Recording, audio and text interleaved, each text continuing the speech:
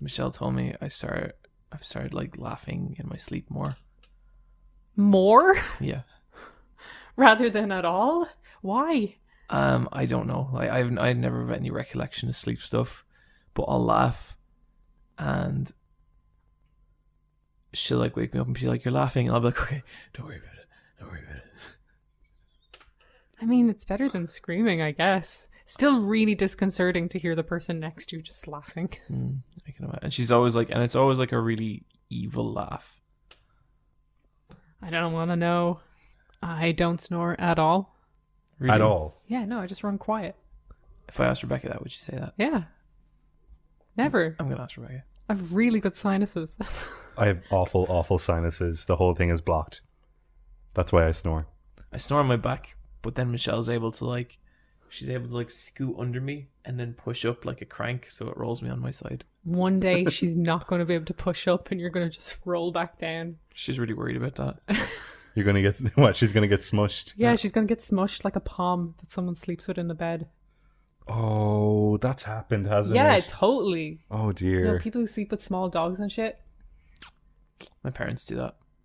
But I just think that's playing with fire. I don't want a small dog for that reason. Like Tiggy would sit, like it's always over the covers and between them, so there's only so much smush that could happen. But Tiggy was like a little barrel. Like you'd really have to try and smush Tiggy. Mont, on the other hand, Mont is very fragile he's looking. a very fragile little dog. Oh no. Okay, at this point, our full Let's Play has begun. Okay. Part 1 is out. Yeah. It was one thing, but then it was another. I have to say, seeing Niamh and Bryan really come around on Shenmue has been just the most heartwarming thing I've ever experienced. They start off a little salty, as they do with most things, but I'd say by the third or fourth episode, we're all like laughing and just having a great time and just really immersing ourselves in the world of Rio. I despise that game. I think it's nails on a chalkboard. It is a burger you can't finish and it doesn't even taste nice, but you bought it and you have to eat it. He's just joking, guys. Don't you worry. Brian's having the time of his life. I just think, like, if you were to, add the label of dog shit to a game. I think my greatest regret with the podcast is that we didn't record Brian's reaction when we decided we were playing Shenmue. Well, I tried to put some of it in there when we were, when you announced it, but I looked at the carpet because I couldn't look you guys in the face, and I was like, I know it's a good idea. I agreed to do it because it's going to get good material, but like, I don't like juggling knives. Like, why? I don't want to eat a shark. I don't want to like grow my fingernails for 5 years. How are you feeling about Shenmue, Niamh? Better than Bryan. I actually think I like Shenmue, but then Shenmue dares me to hate it. Niamh, I think you like Shenmue in concept. Yeah, exactly. I don't think you like playing that at all. No, I hate playing it. And like, it's a weird situation as well because imagine like 10 years ago when there was no podcast, and if I just gave you Shenmue and was like, give this a go. I'd drop it straight away. Yeah. It's shite. But it's like, it's this... It's really good. There's just moments where you can see like the charm and why people like it, and then there's just 30 minutes of doing absolutely nothing. And I feel like in the last session particularly, and this probably won't be out for a couple of weeks, but like we got some just agonizing bullshit with that game where it's like we were like just too late and it cost us like 20 or 30 real life minutes, and like that's 20 or 30 minutes out of our lives, and that's a lot to deal with. At one stage I just refused to kind of play for a while. Yeah, I can understand that. It's like, I'm not going to move from here. I'm genuinely having such a great time doing the Let's Play. I love it. I like, for me, my favorite part of the Let's Play is after we've just finished recording one and I'm like, that was great, and like I don't have to like do any more Shenmue for a while. It's just... Is it like going to mass and then like the space immediately after mass, you're like, I don't have to go to mass for like the longest time for the whole week now. Like that is the furthest away I am from having to do that shit again. Because we're gonna have to do it again. Like we've got to beat the fucking thing. Yeah. To the Shenmue fans out there, I'm gonna do everything I can to make Bryan and Niamh play through Shenmue 2. I don't know if it's gonna happen. Bryan especially fucking hates this game. Yeah, it's one of the worst games I've ever played in my whole life. No, it's not. No, like we're having a great time. Like people are kidding themselves if they think it's good. It's a masterpiece. It's a bona fide masterpiece. It's something. 8 out of 10 from Edge. Wow. Edge. They hate everything. They do, except the PlayStation 3. They were like, guys, that system has such a great launch. My favorite Edge cover is the Ouya cover that says "Future King of Consoles?" ? Ooh. I think I spoke about the Ouya before, didn't I? I think so. I backed one of them on Kickstarter. Do you have one? Not anymore. I got games running on it. I got Majora's Mask running on it, and it was like, yeah, it ran okay. But I was like, I don't know if I could play it from start to finish and be confident that it would save.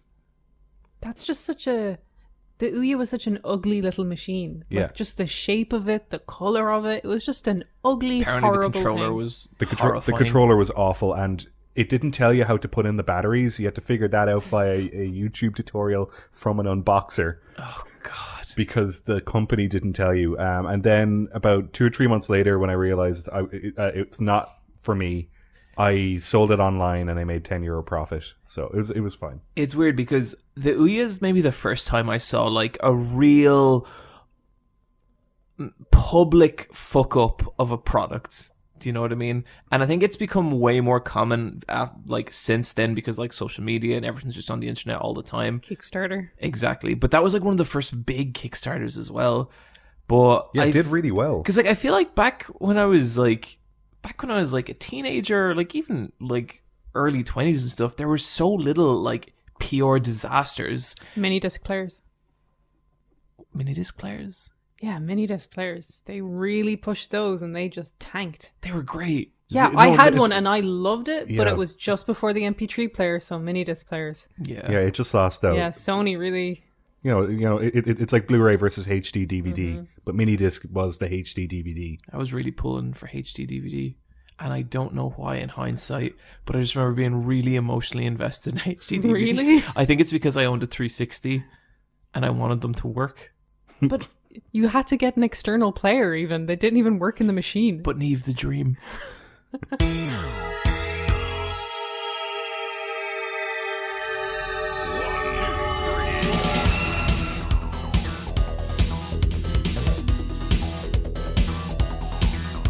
Welcome to the Let's Fight a Boss video game podcast. The world's strongest video game podcast. I am sitting here with the two greatest technology shamans to ever exist. To my left, predictor of every global trend there has ever been, from the birth of Jesus Christ to Apple's new streaming service. It's Bryan. I've got the 2020 memes right here. They're pretty good. To my right, inventor of the iPhone, it's Niamh. Hi, everyone. I love turtlenecks. And carrots.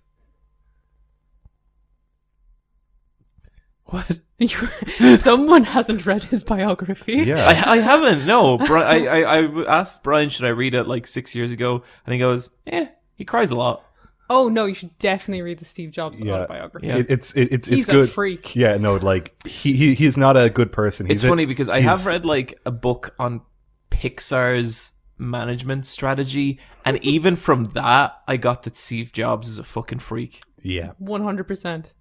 He decided in his in his final years to only eat carrots And apples at one and stage. apples, yeah, and it didn't help his immune system. I'll bet. No. Bryan, I have a question for you. Yeah. Who's a bigger weirdo, Steve Jobs or Vince McMahon? Oh, that's a good question. Vince McMahon's a bigger weirdo. I think maybe Vince McMahon might be like less human. Yeah, no, like he's like a couch. Niamh, I don't know if we've ever really had a Vince McMahon talk, me and you, but there's some shit there.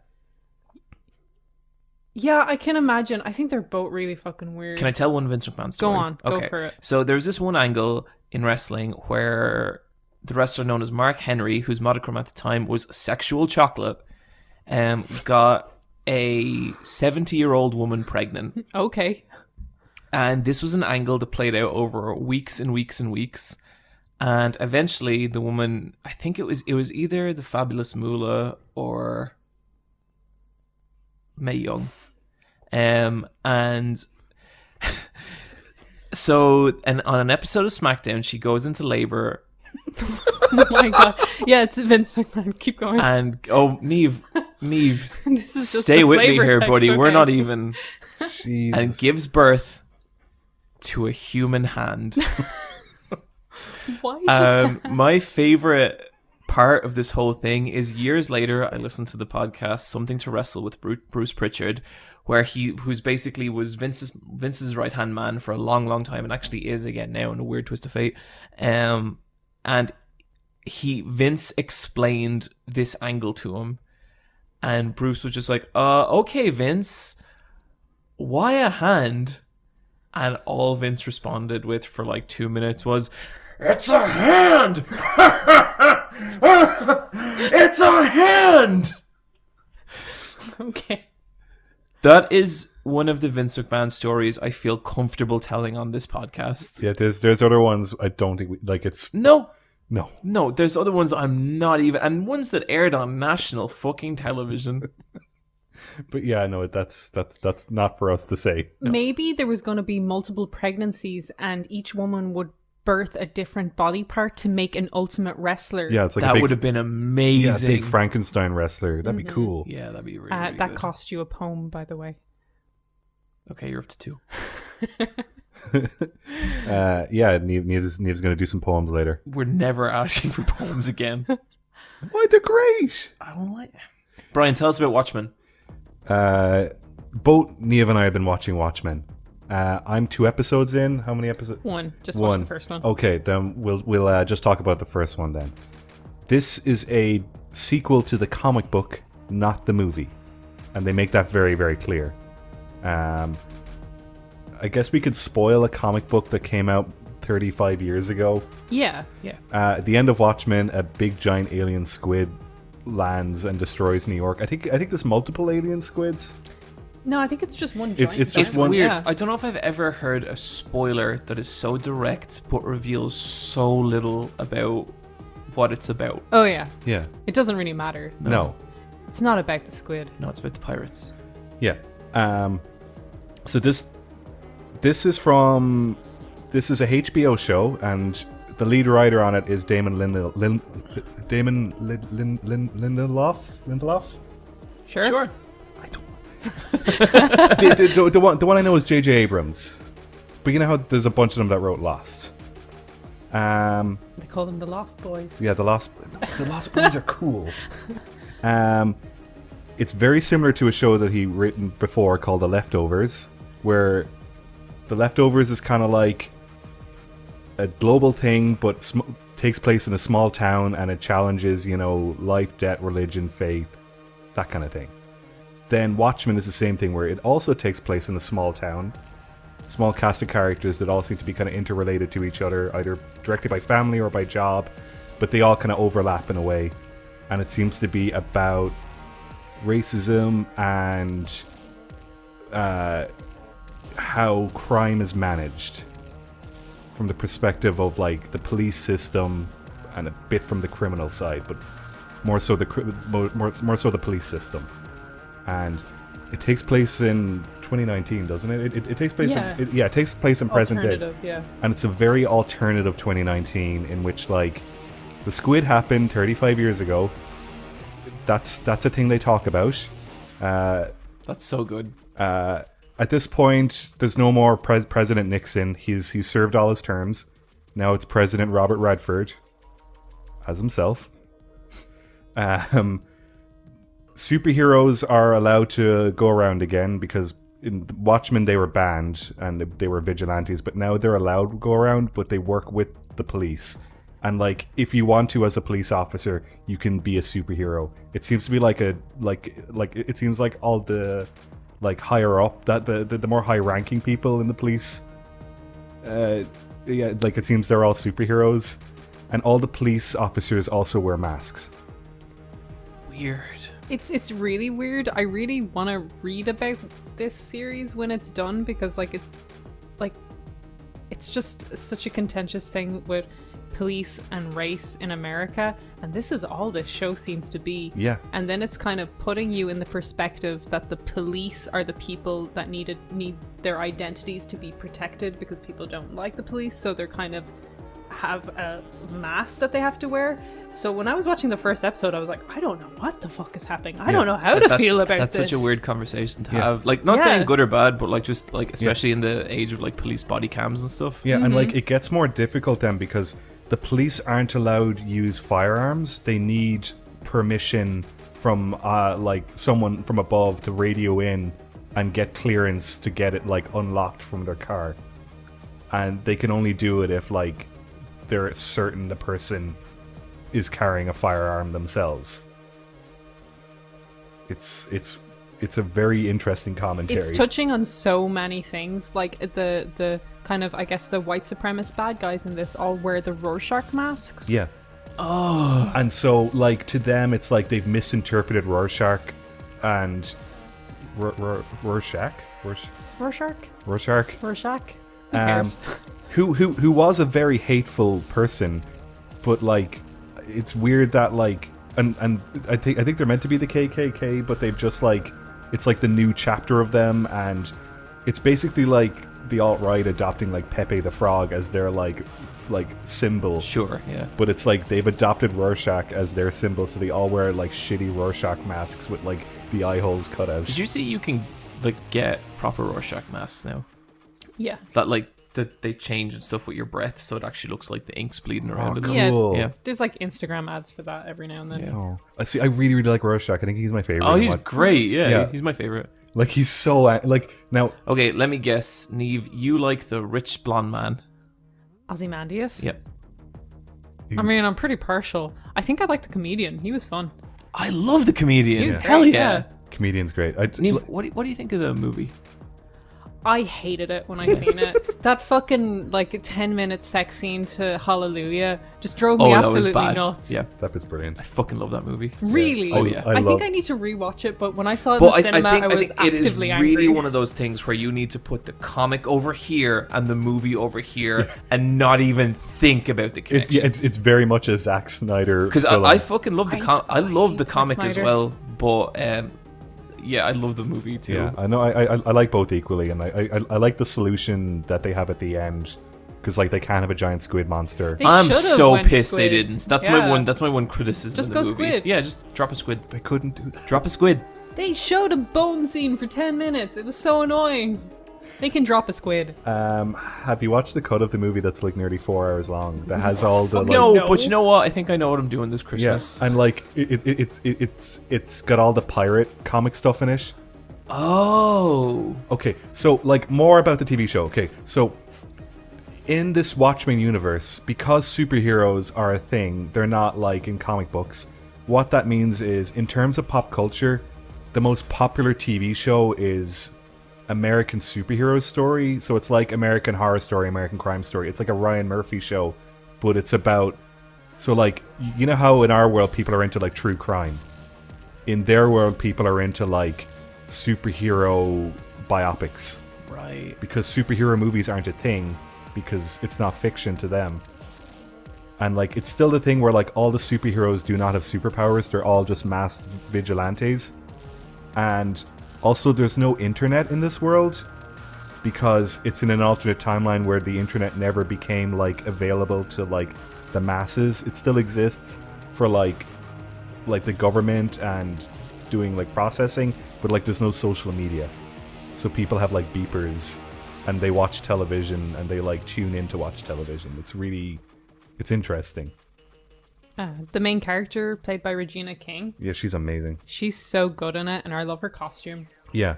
What she calls Sister Pain or something? Yeah, she's kind of like... Good name. She plays a nun. She's just like Very a nun superhero. Because she was in the second and third season of The Leftovers. And she's also in Southland as well. That show's really good. I'm a big fan of hers, so... And like... It's got a lot of weird like what ifs,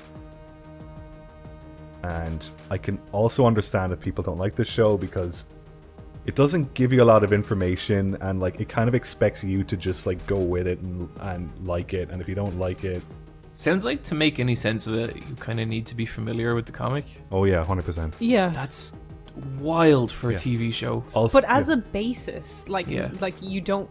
Like, even if you read it a few years ago, you know, you won't need to revisit it. It's kind of weird because it's so divergent, but so in universe, but also dealing with completely different themes. Yeah. Oh, as well, like, so it mostly takes place in the small town in Tulsa, in Oklahoma, and it also starts with like this really, really awful thing that is actually true. Yeah, I found that out afterwards. And it's a thing that's not taught in American history. Yeah. And I think that's why they went for it. It's extreme and it's shocking. And I was just like, what are people saying about this? This is like really difficult to watch. And then you look it up and it's real and you're like, what the fuck? Because the whole thing, you're just thinking like, this is just an alternative history. But like, the way Watchmen works is that like during the 1940s is when it like diverted to a different timeline. But like pre-1940s, in the 1920s, there was this like really, really awful like racist attack, and it's considered one of the worst ones, if not the worst, in America. And it's like depicted in the show, and like nobody knew about it. Jesus. It sounds like they're taking some swings. Yeah. Oh yeah, and it looks amazing. Like this is where all the Game of Thrones money is going into now. This is like, I guess, their pet project. In the first episode, they have like a spaceship crash. Yep. And they have a field of cows, and once you see the cows, you're like, oh, those cows aren't going to make it out alive, and boy, they do not. No.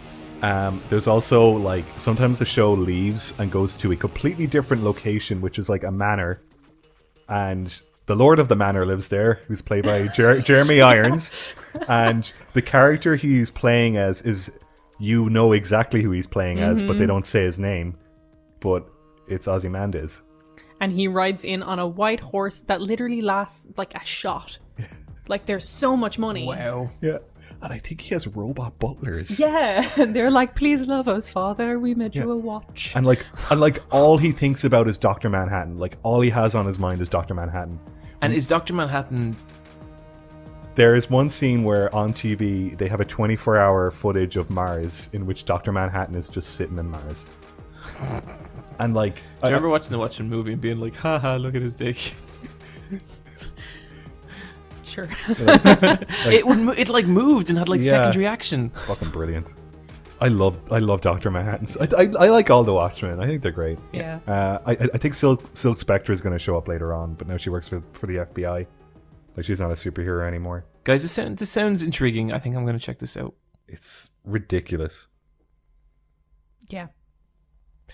Guys, I watched a bunch of scary movies. I watched Halloween, or Friday the 13th, Part 3. Part 3 specifically? Well, I'd been kind of working your way through? Yeah. Okay. Yeah. It's kind of interesting because I think like Friday the 13th Part 1 is about as bare bones a slasher movie as you could possibly get. Like, to the point that the characters aren't really like characters. And then in Part 2, I thought the writing was a lot better and the characters were a lot more fun and like the twist was kind of fun and stuff. It's interesting with Part 3 because except for the fact that it's the first time you see like the iconic Jason, like it's the first time he gets the hockey mask and the machete. Yeah. Other than that, it's kind of just the nearly exact same as Part 2. Bunch of kids show up to a bunch of cabins next to a lake. Murder ensues. Does the film look good? Are they like, has it got good gore, good special effects? Some of it's pretty alright. Some of it like repeats kills from the first movie. I find that a lot with horror movies. It's like the director didn't get to make the film the first time around, so they're like making it again. And it's weird, some of the stuff that like you kind of find that I actually thought like, and I didn't like love Friday the 13th Part 1, but there was some stuff that I actually thought was really cool, like especially the idea that for the whole movie it's just this disembodied set of hands going around killing people. And I think there's something really weird and kind of frightening about that. But in this, it's just Jason. But where you lose that kind of weird fear, whoever they have playing Jason is like very large and very physically imposing. And so that's kind of cool too. But yeah, it's like, it's okay. I'm looking forward to watching more. Niamh, are you a big... No, you like Michael Myers. Yeah, Michael's my guy. Have you watched I like Jason. Yeah, Jason's alright. I haven't watched a lot of them. Like, I haven't seen anything past 3, I don't think. Did you watch Jason Apart 10? from Jason versus Freddy. Yeah, oh yeah. Just surprisingly good. I've watched That's Jason... a super entertaining movie. I've watched Jason 10, aka Jason X. The one where he's in space. Oh, yeah. And the aliens. Yeah, they're in a spaceship and they find a body floating in space and it's fucking Jason. Yeah. And they defrost him and he starts killing them. And at this point the mask is like his like skin has like... Yeah, he fuses with a bunch of like alien insects. Yeah. Yeah. And so he's got a giant swollen head and he can't take off the mask anymore because it's part of his body. Yeah. Poor Jason. Yeah. It's a really weird, like it's weird watching it kind of slowly build up like this. But even I was like super surprised when I was like, oh really, we're doing the lake thing again. Kind of thought we might move on a little bit. Nope. Niamh, we've both been watching something very relevant to this. American Horror Story 1984. Yup, it is the homage to slashers American Horror Story. Yeah. And it too starts off at a Camp Redwood, which is very much like the Friday the 13th camp. And I think there was a Camp Redwood in another horror film. Can't think of the name of it. But it is the slasher one, and I'm enjoying it a lot because I like slashers. It kind of has a little bit of everything, and they're doing it well. I think in the last like season or two, and maybe like 8 seasons or 9 seasons or whatever it's been, is too long to have reached this, but they've really hit their stride with this just trash American television horror nonsense, and it's really I'm having such a good time. They're not pretending anymore. Like American Horror Story, it used to be like, okay, up to the halfway point you're like, okay, we kind of got a serious horror, they're exploring some themes, and then it just went off the fucking rails, and it kind of felt like they were writing it episode to episode off the seat of their pants, kind of throwing shit in.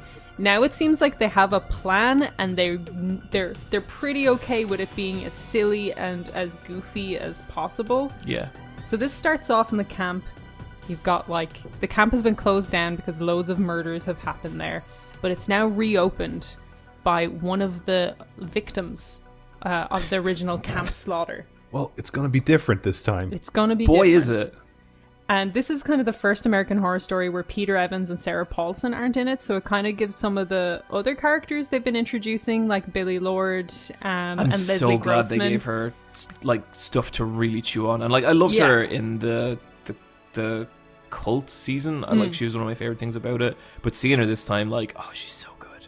She's really got a lot to work with, and it's really fun. Like, it's a really fun younger cast. Yeah. Cody Fern is back in it from the last season, and he plays this like beautiful boy called Xander. Oh, I love Xander. And I really love it because everyone's running around the camp being chased by not one serial killer, but 2.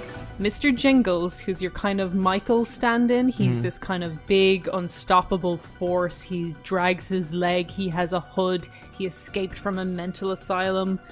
And then there's another killer going around, the Night Stalker. Literally, actually, the Night Stalker. And that's the questionable part for me. One of them has magical powers. Yeah, one of them has magical powers. And everyone's running away, and everyone's getting dirty and bloodied up. Xavier stays pristine for so long, and every time the camera cuts to him, there's like a single beautiful tear that rolls down his cheek. It's so camp, it's very good. Because slashers all take place over one night, there is literally 5 episodes in this where it's all the one night. Yep. Wow.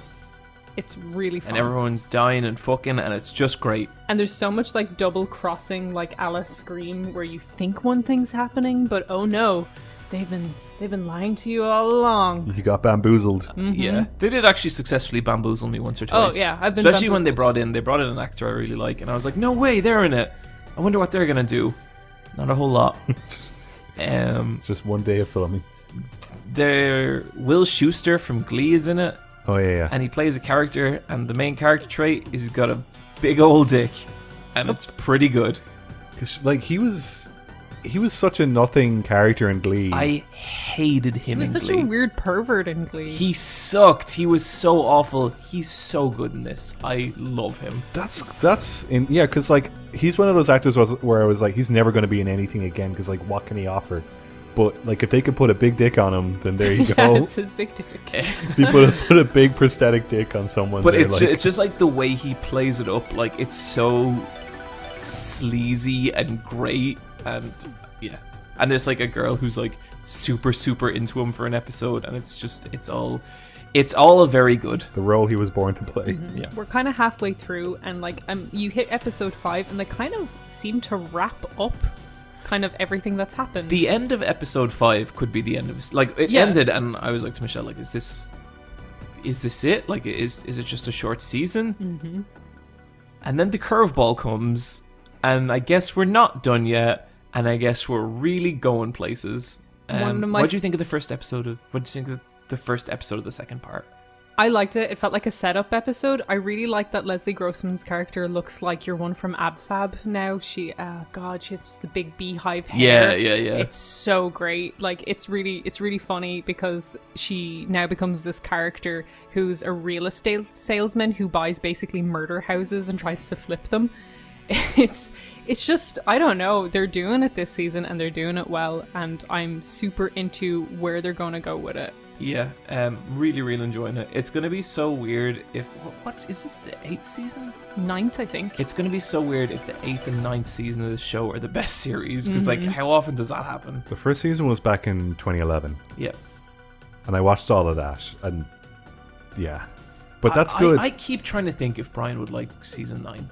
I don't know. I've watched this show and I didn't like what I watched of it. I would give this season a shot. If there's any that you can just drop into, it's this one, because like, it's so what I'd say is, standalone. like, if it's the kind of thing where like if you're doing something else, this does not require your full attention, but it's stupid and it's funny. So you could fold laundry. Yeah. Okay. Yeah. You could 100%. You could fold 100 laundries to season 9. Hate folding laundry, so I may as well do something. Yeah. Okay, I'll try it out. Guys, I've been watching American Vandal. First season or second? First season. That's so good. I am shocked at how good it is. It's the kind of thing like I'm like, oh, I should have watched this before. This is like a Netflix show, and it's basically a parody of Making a Murderer. Yeah. And true crime Just stuff. true crime, yeah. There's like a case in school where a kid draws 27 dicks on 27 cars, all of the faculty members, and they're really sure who did it. And the first episode is all like framing it up, being like, well, this guy clearly did it, except then at the end they're like, or did he?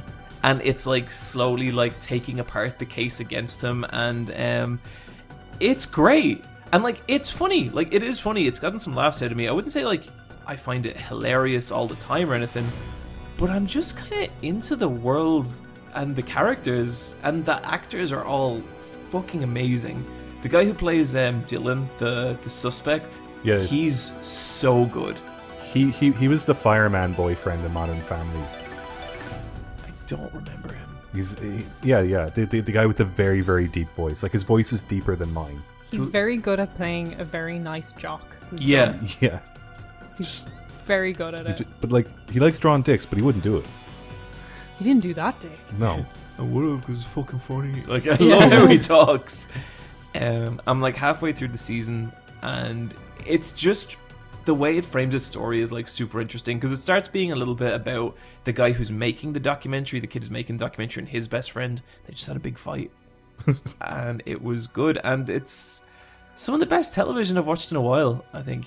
It's really good, and it manages to deal with a lot of the issues concerning true crime in a really tongue-in-cheek way, like about the kind of real people behind it, and kind of invasion of privacy, and kind of putting stuff that could not be true out there to make a twist out of it, kind of stuff. And it does it so well because it's all kids in a school with a dick drawing. Yeah. They've done a very good job of like watching those shows and opening them up and seeing what makes them tick. And some of the characters are so like the Spanish teacher. It's like, oh, what's her fucking deal? What's going on there? I've heard that the second season isn't as good. I dropped off it so fast. Oh, that's so disappointing. It's meant to. I didn't watch it, but it's meant to be very meta, and you're meant to be either into it or you're not. I'll give it a go. Yeah, but, I'm not sure if it was a successful experiment as much as the first season was. I do remember I heard a lot about season 1 and like nothing. Like when I saw that there was a season 2 on Netflix, I was like, oh, really? Like, is it a continuation? But no, it seems like a kind of different case. But yeah, if people have been sleeping on it, go watch it. It's fucking great, and it's such easy watching, and the cast are just brilliant. Like, all the actors are really, really good. Niamh. Yes. Tell me who I am. What's this? Okay, it was Saturday morning. I got up early and was like, okay, I'll watch some Netflix. We'll see what's on. I put this on, and it was one of the most harrowing documentaries I've ever watched in my life. It was so upsetting. This is about two twins, Alex and Marcus. And Alex gets into a motorcycle accident. He bangs his head and loses his entire memory. The only person he remembers is his twin brother, Marcus. Sorry, Niamh, this is a documentary? This is a documentary. It's done basically kind of interview style with kind of reenactments, stylistic reenactments and like photographs and that kind of stuff. Sure. He doesn't remember his mother. His mother is upset and she's like, you don't remember me? And he's like, no. He goes back home with Marcus, and Marcus basically becomes his lifeline. He's building his life for him again, because Alex is a teenager. He's around 17 or 18. Like, he wants to understand the world, but his parents are very closed off people who won't talk to him. His father's gruff. He didn't even go to the hospital to see if he was okay. So Marcus basically starts constructing Alex's life for him. He tries to give him back his memories, and Alex has the naivety of a child at this stage. So he doesn't question what Marcus is giving him. So Alex watches TV. He sees stuff about family holidays and stuff. And he's like, Marcus, did we go on holiday? And Marcus would be like, yeah, we went to France. And Marcus would find a photo of them on holiday. And he was like, okay. And he started constructing this idea of kind of a pretty run-of-the-mill middle-class family existence in England. And like, when he woke up, he didn't even know he was in England. He didn't know anything whatsoever. As it goes on, Marcus's and Alex's father starts to die. And he calls the two boys into a room and he asks them for forgiveness. He says, I'm sorry for everything I've done. Will you forgive me? And Alex, not really knowing what he did, and only been told by Marcus that his parents were good to him, says, yes, of course. Marcus looks at him in the eye and he says, no. And he walks out. And Alex is like, why would you do that? He's like, he's dying. He's our father. Why would you do this? Then he starts to examine his life. They weren't allowed in their family home. They were made stay in a shed. They weren't allowed keys to access the house. And he's like, Marcus, what was my life? What is our life? And then their mother dies. And Alex is upset. He grew close to his mother in the time after this happened. And Marcus doesn't shed a single tear. He's kind of happy she's dead. And then they start uncovering the house. And Alex slowly learns that the life that he was given by his brother is a fake life. Oh no. And it's basically the brothers coming to terms with this. Marcus being like, I'm totally justified in what I did. Alex is like, the truth needs to come out. And it's like a really upsetting, harrowing watch where you can completely understand both sides completely. Yeah, because he's just trying to protect his brother. Yeah, it's just like I saved you from something. That's wow. It's like What's this on, Niamh? It's Netflix. Okay. What? I don't know what. This isn't advertised at all. This sounds awesome. Yeah, it's really good. I will say, like, serious trigger warning. It is like upsetting, but it is a fascinating like story that, like, you know, one of these stories that just truth is crazier than fiction. It's kind of that. Yeah, it just rings of that just fucking like insanity that. Yeah, and like because it's always about twins. There's that other one about the two blonde women who were on the one was on the road in Manchester, but her twin sister was having a hallucination at the time. Like, it's just this weird, Twins freak me out. Yeah, like that's what like Alex is saying. Like, he was the only person he remembered, and it's like we have this connection as brothers and as twins. A friend of ours is a twin. Yeah. And do you ever talk to her about that stuff? No. Oh, it's weird. My mom's a twin, and my mom's twin sister has twins. Wow. Yeah. There's a lot of twin stuff in my family, but I've asked my mom about it, and she doesn't want to talk about it. Wow. Yeah. I was like, what's it like being a twin? And she's like, well, I don't know, because I've always been a twin, so I couldn't tell you. It's my answer when people ask me about being an only child. It's like, I don't know. Yeah, it's a good answer. Niamh, that sounds fucking mental. Yeah. It really is. And people should be a little cautious. People should be definitely cautious. Is it one of those about coming things where into it's this. like, if there's stuff in media that can really upset you, it's probably here? Yeah, 100%. Oh, dear. I watched that at 8 a.m. on a Saturday. Oh, no. Yeah, I was just like, for the rest of the day, Well, I was just write like, that day off. okay. My birthday's coming up, and it means I'll have an entire day free. You're going to have a very special birthday. Might have a very special birthday. And with that in mind, strategy talk!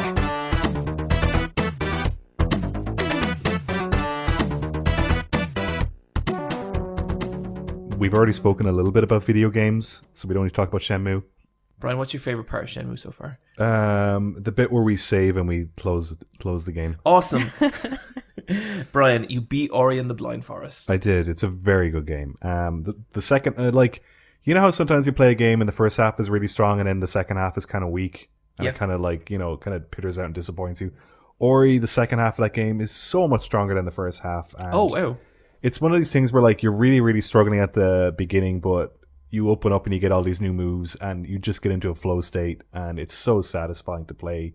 And I ended up, like, trying to collect everything in that game because it's so satisfying and nice to seek out all the little extra bits, to max out your character and get 100% on a map. Very, very good game. I love that feeling when, like, you're into a game enough that you're like, time to do everything. Yeah. Lovely, lovely game. I'm so glad I got to play it.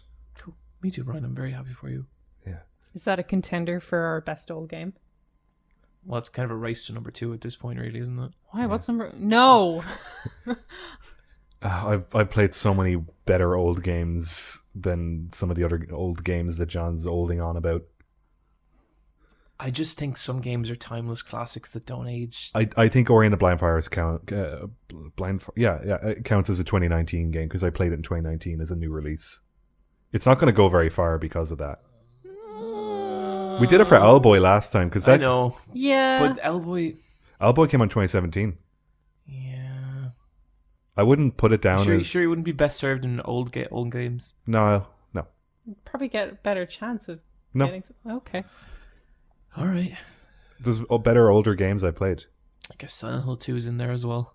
Yeah, exactly. No, I wouldn't do that. That would be ridiculous. I'm putting in all my favorite oldies. Okay. I prefer playing older games than new games. Yep, I get that. Guys, I've been playing The Outer Wilds. This is a game about exploring space and discovering weird and interesting things that you find out there. It's a weird game. It was like basically a thesis project for 2 guys who worked on it for like 5 years. Holy shit. And eventually made it a game. And it is indie in that you get there and it's like the controls aren't tight.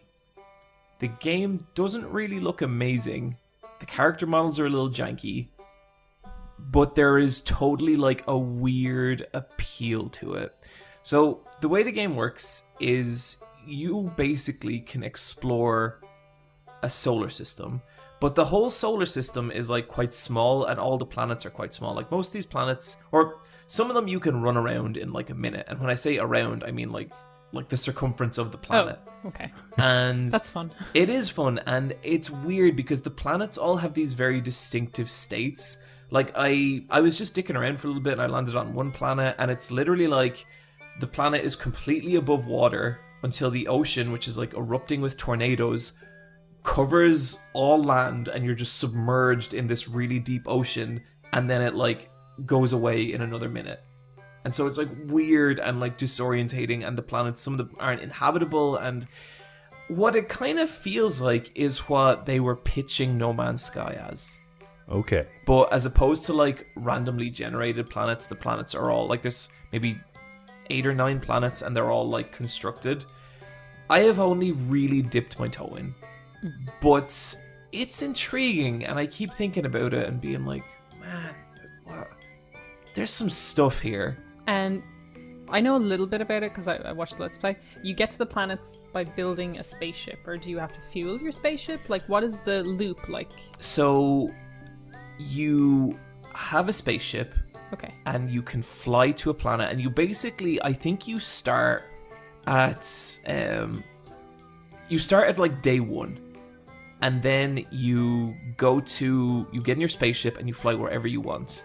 And I think the universe changes as time goes on. I don't know any of this for certain because I still haven't played enough. But I think what happens is that if you die, time resets back to day 1.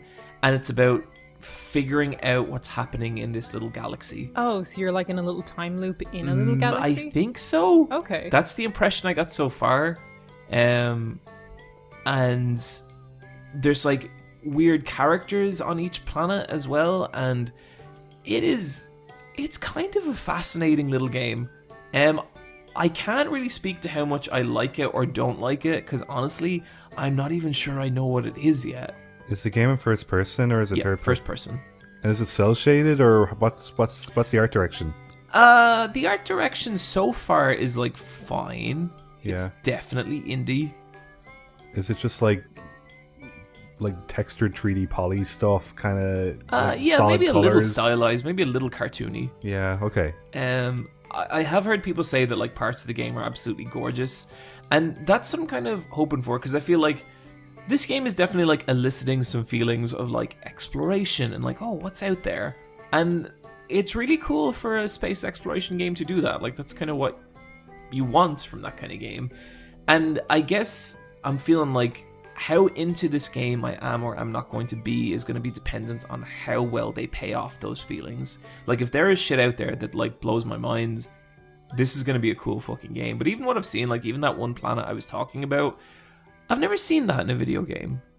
You know, I've never seen like a landscape like that depicted in a video game, and that's really exciting. So I'm going to report back, but I just wanted to talk about it a little bit because I thought it was cool. And if the idea of space exploration is exciting to someone, like, don't hesitate at all. Like, even so far, I can say like, this is a game you want to play if that's your thing. Niamh. Yes. You've been playing. New, fresh game. Prey, 2017. Yeah. 2019's Game of the Year. 2019's best old game. Excellent. There you go. Yeah. You can throw that in the hat. Old games forever. This is by Arcane Studios and published by Bethesda. This is nothing to do with the original Prey game. Or the cancelled Prey 2. Absolutely nothing to do with it. It's just called Prey. This is like a first-person... What do you call Deus Ex? It's like it can be a shooter. A systems-driven shooter, you mean? Game Maker's Toolkit talks about them a lot. It'll come to me. Okay, but it's one of those games.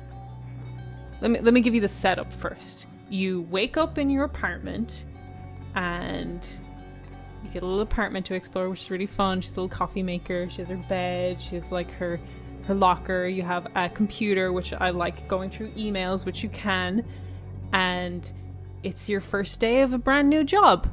And you're like, cool, sweet, let's go. Get on a helicopter, let's go to the new place. Okay. There is a twist in the opening 40 minutes of this game that had me floored. Like, I was livid for my character. I was just like, you have made me believe one thing, and now I do not know what is true. And I was like, the more I uncovered this lie, I was like so mad. And the only weapon you get at the start is a wrench. The woman who was outside your apartment fixing some pipes, she's dead. You find her dead, and you take her wrench. And I was so mad. I was just whacking shit with my wrench, and there's loads of bottles of alcohol around, and I was like, I'm just gonna down all of these, because fuck all you guys. Probably shouldn't have done that. Probably should have saved my resources. But anyway, this is a game kind of similar to Deus Ex, where you have a lot of ways to approach problems. You can go in and you can spec for your weapons. You get like a gun, you get a handgun, you get a shotgun, you get a goo gun, which I really like. You have like foam goo. I've heard a lot of good things about the goo gun. Gun is great. It's like a gun that can get you through.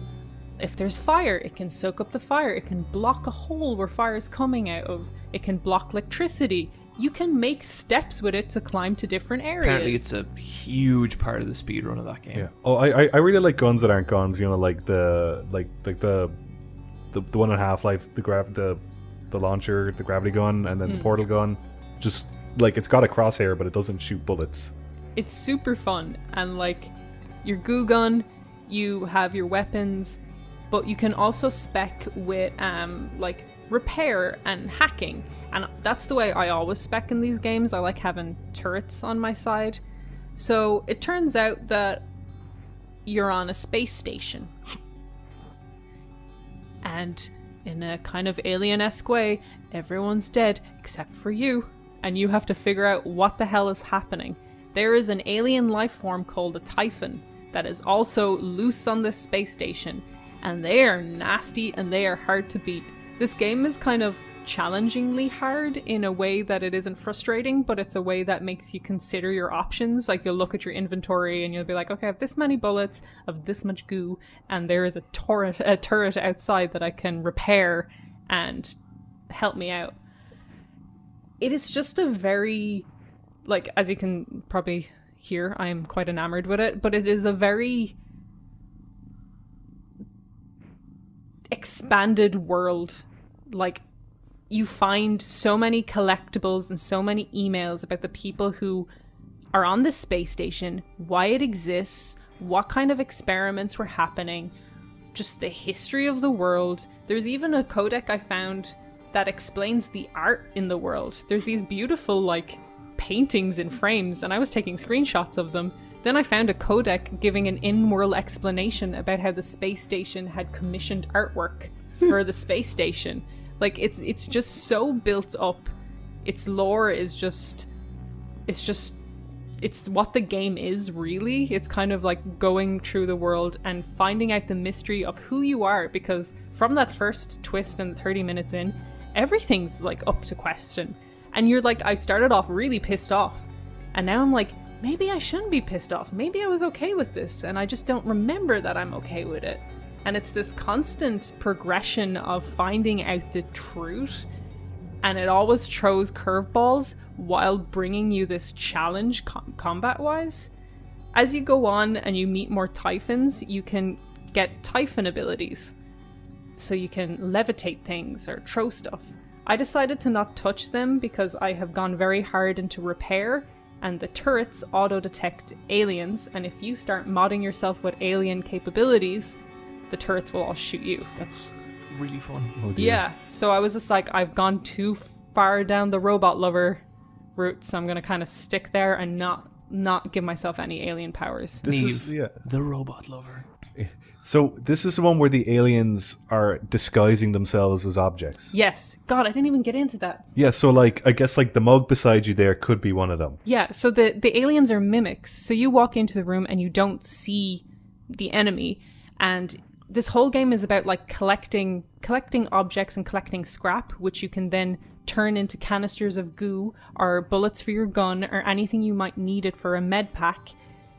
But when you go into a room, there might be 3 mugs, but one of them shakes a little. Oh dear. That mug will then turn into a mimic that will attack you.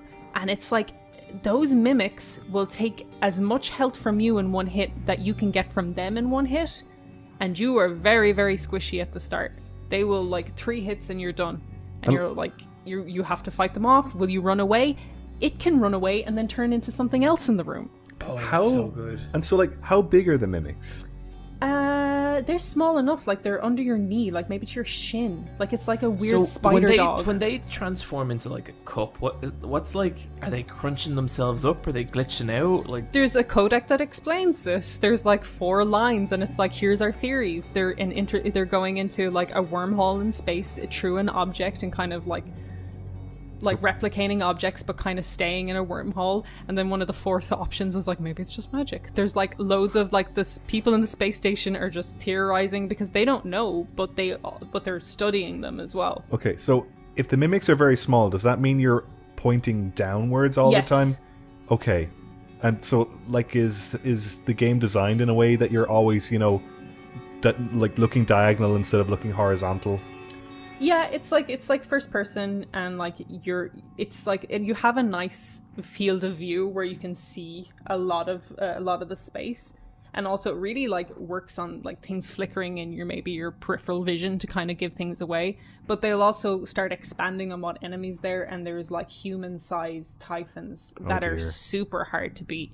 So you kind of have to think you see one of them around the corner and you're like, oh fuck, what have I? That's what I want to feel when I'm playing like a horror tinged game, which it kind of sounds like this is. Yeah, it's kind of like Alien-esque but kind of brighter, Yeah, because it's like a really modern space station. I've seen some of the end game enemies from that game.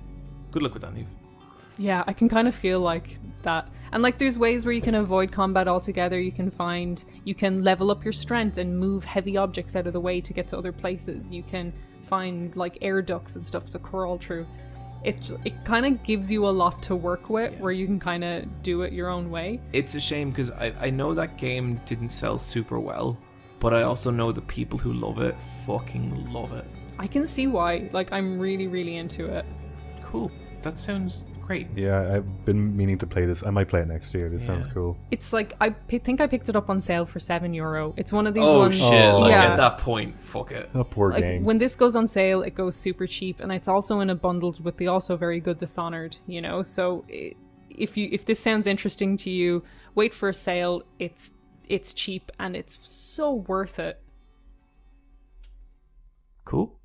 That sounds great. That's a good pitch. Guys, I've been playing The Outer Worlds. Not which Outer is a Wilds. game about exploring space. It's really unfortunate that these two games are really so close to each other. So The Outer Worlds, they're very, very... They're both first-person space exploration games where you fly around in a spaceship. But other than that, they're very different. Famously, this is from Obsidian, who I think worked on the Fallout New Vegas game, which was like kind of... It was like a DLC spin-off semi-sequel to Fallout 3. Yeah. And I've never played New Vegas. I've heard nothing but good things about it. It's that weird genre we were just talking about, Niamh, where it's like Deus Ex, Prey. Fallout New Vegas is meant to be a lot more that direction than like Fallout 3, and people fucking love it. I don't know.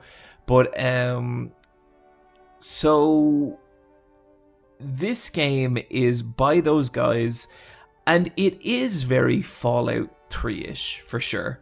It doesn't have the like giant open world that you can explore. Its whole like world is broken into hubs or planets, of which I'm only on like the first one. You start off basically, you are awakened from a cryopod by this very like Back to the Future-esque doc scientist, and he tells you that you basically signed up to travel to a distant planet as part of like this giant corporation's like incentive to colonize Mars or whatever. But at some point they realized it wasn't fiscally sensible for them to unfreeze everyone on this ship because they just didn't have work for them or whatever. And so it's basically you and like hundreds of other people have just been left floating in space, frozen. Wow. And so he awakens you with the intent of waking up everyone on this ship, and and that's kind of the starter. But it's weird because I get to the first town and I'm just kind of having a look around, and I go to the sheriff's office, and one of my first options is immediately report him. Oh, that's cool. Yeah, and just sell him out. Did you? No. But apparently that is a super legit route you can go. That was impressive, and there's kind of a lot of other stuff that's impressive. The art direction of this game is kind of fantastic, and that was weird to me because, like, I like Fallout 3. You know, I think that's a game with a lot of problems, and I don't think it's a game that has aged super well. But, you know, that and, like, kind of...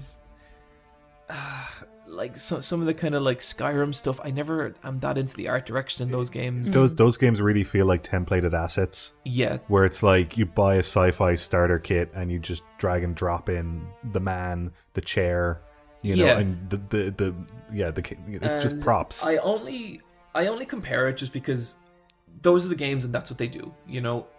But with this game, it's like I walk into a barbershop and the barbershop is so beautifully decorated as a barbershop. The chairs are all barber's chairs. There's like a weird custom made mirror. There's like all the hair products. And it's like, there's that. And then there's like the bar, which has the same level of detail, the sheriff's office. And it's all really lovingly detailed. And what I think is happening is that when you take away that massive open world and you condense it down, what you get is like these really intimate little locations that are great, you know? And so that, like, I'm feeling. I've played, like, a bit of the combat so far. It's fine. It's not amazing. It feels grand, you know? It's competent. It's competent, and there's a lot of different... If you're the kind of person who's like, okay, there's a settlement of bad guys here, I need to figure out the optimum way to do it. You can sneak in and stealth it, which is 100% viable. You can snipe them from far away. You can go all guns blazing. You can maybe not fight them at all and just sneak in, grab what you want, and sneak out. It's very much that kind of game. But the combat isn't really the main thing you'd come to a game like this for. Like, I think there's much better action games out there. Because what this game's trying to do is basically make it as immersive as possible and, like, give you options outside of combat, like non-violent solutions and stuff like that. Now, at some point in this game, you're going to hit someone with something sharp, or you're going to shoot someone with a bullet. Like, that's going to happen, and you're not going to avoid that. But there has been a few times that, like, I have gotten out of situations just through talking, because I'm trying to roleplay a very, like, conversation-based character, just because I don't do that often. Do you have that as a stat, like charm? You have intelligence, leadership, and persuasion. Okay, cool. And if your intelligence stat is really low, you get dumb dialogue options. Great. Aww. That's really fun. Yeah.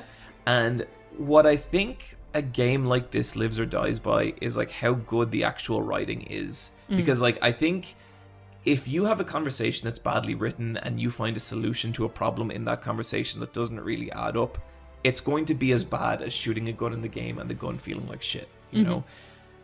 The writing in this game is kind of fantastic. It's really, really good. It's like, it's really funny, and it's like, you know, when I talked about, like, the corporate stuff at the start, that seems to be the thing this game's going for, where it's like, this whole town I'm in right now is like, it's all run by this company called Spacer's Choice, and Spacer's Choice is everything. Like, there's the Spacer's Choice standard haircut that you have to get. You have to rent your gravesite from Spacer's Choice. Oh my god. Everything is Spacer's Choice. And I could, even saying it, I feel like it could sound like, oh, that wacky video game humor where it's like, you know... It's so corporate, but so wink, wink, nudge, nudge, nudge, nudge. Like, isn't this corporation silly? And there is some of that, which is... But some of it's kind of funny. The Spacer's Choice logo is like this weird giant moon, smiling moon head, and it's just everywhere. But it's like they do a really good job of like showing you how ingrained in like these people are just kind of brainwashed by this brand, because it's all this horrible stuff that's happening, you know? It's like there isn't enough medicine to go around the town, and so it's the people that Spacer's Choice deem the most productive get the medicine. And everyone's like, yeah, that makes sense. Oh dear. And it's kind of sad, and it is like a funny parody of like corporate worship and corporate culture, but there is like actually like relatively poignant stuff in there as well. Like it does feel like there is actual bite to the criticism of it, and that's what I think a lot of this kind of anti-corporate humor can fall short, especially in video games sometimes, where it's just like, oh, this is silly, whoa, we're a giant evil corporation. But this is like, you really get like a ground level view of it fucking ruining these people's lives, you know? Because like, you find out that there's basically another camp of people. This is like the first big choice you face in the game. The head of, not the head of Spacer's Choice, but the head of that colony basically calls you up to his office, and he's like, okay, listen, there's a bunch of deserters over in this factory, and they've abandoned the colony, and they're just living by themselves. They're not causing any trouble, but what I need you to do is I need you to go and cut the power to their colony. Now, I've changed. I understand why they're upset, and I want to make some changes around here, and I am going to do my best to make this a better place to live. And, like, he sells it to you, and he's good at selling it to you. Like, the writing is like, maybe this guy does have my best interest. Then you go outside, and like his assistant basically goes with you, and his assistant like outside is like, listen, I don't know about any of this. This feels kind of fucking bad. And his assistant is like your first party member. Her name's oh fuck, it escapes me. But she's really well written in that like she's kind of meager and shy and really not what you expect from a first party member from games. Because you know, a lot of times with first party members, they're very much like, hey, it's me, the pirate. Yeah, a very enthusiastic best friend. She's very like beaten down and kind of retiring, and like she's kind of dropped in little snippets about like her father being like kind of an asshole and all this kind of stuff, and like having a really close relationship with her mother. And it's like I kind of have this, I like her, like I don't want anything bad to happen to her, you know?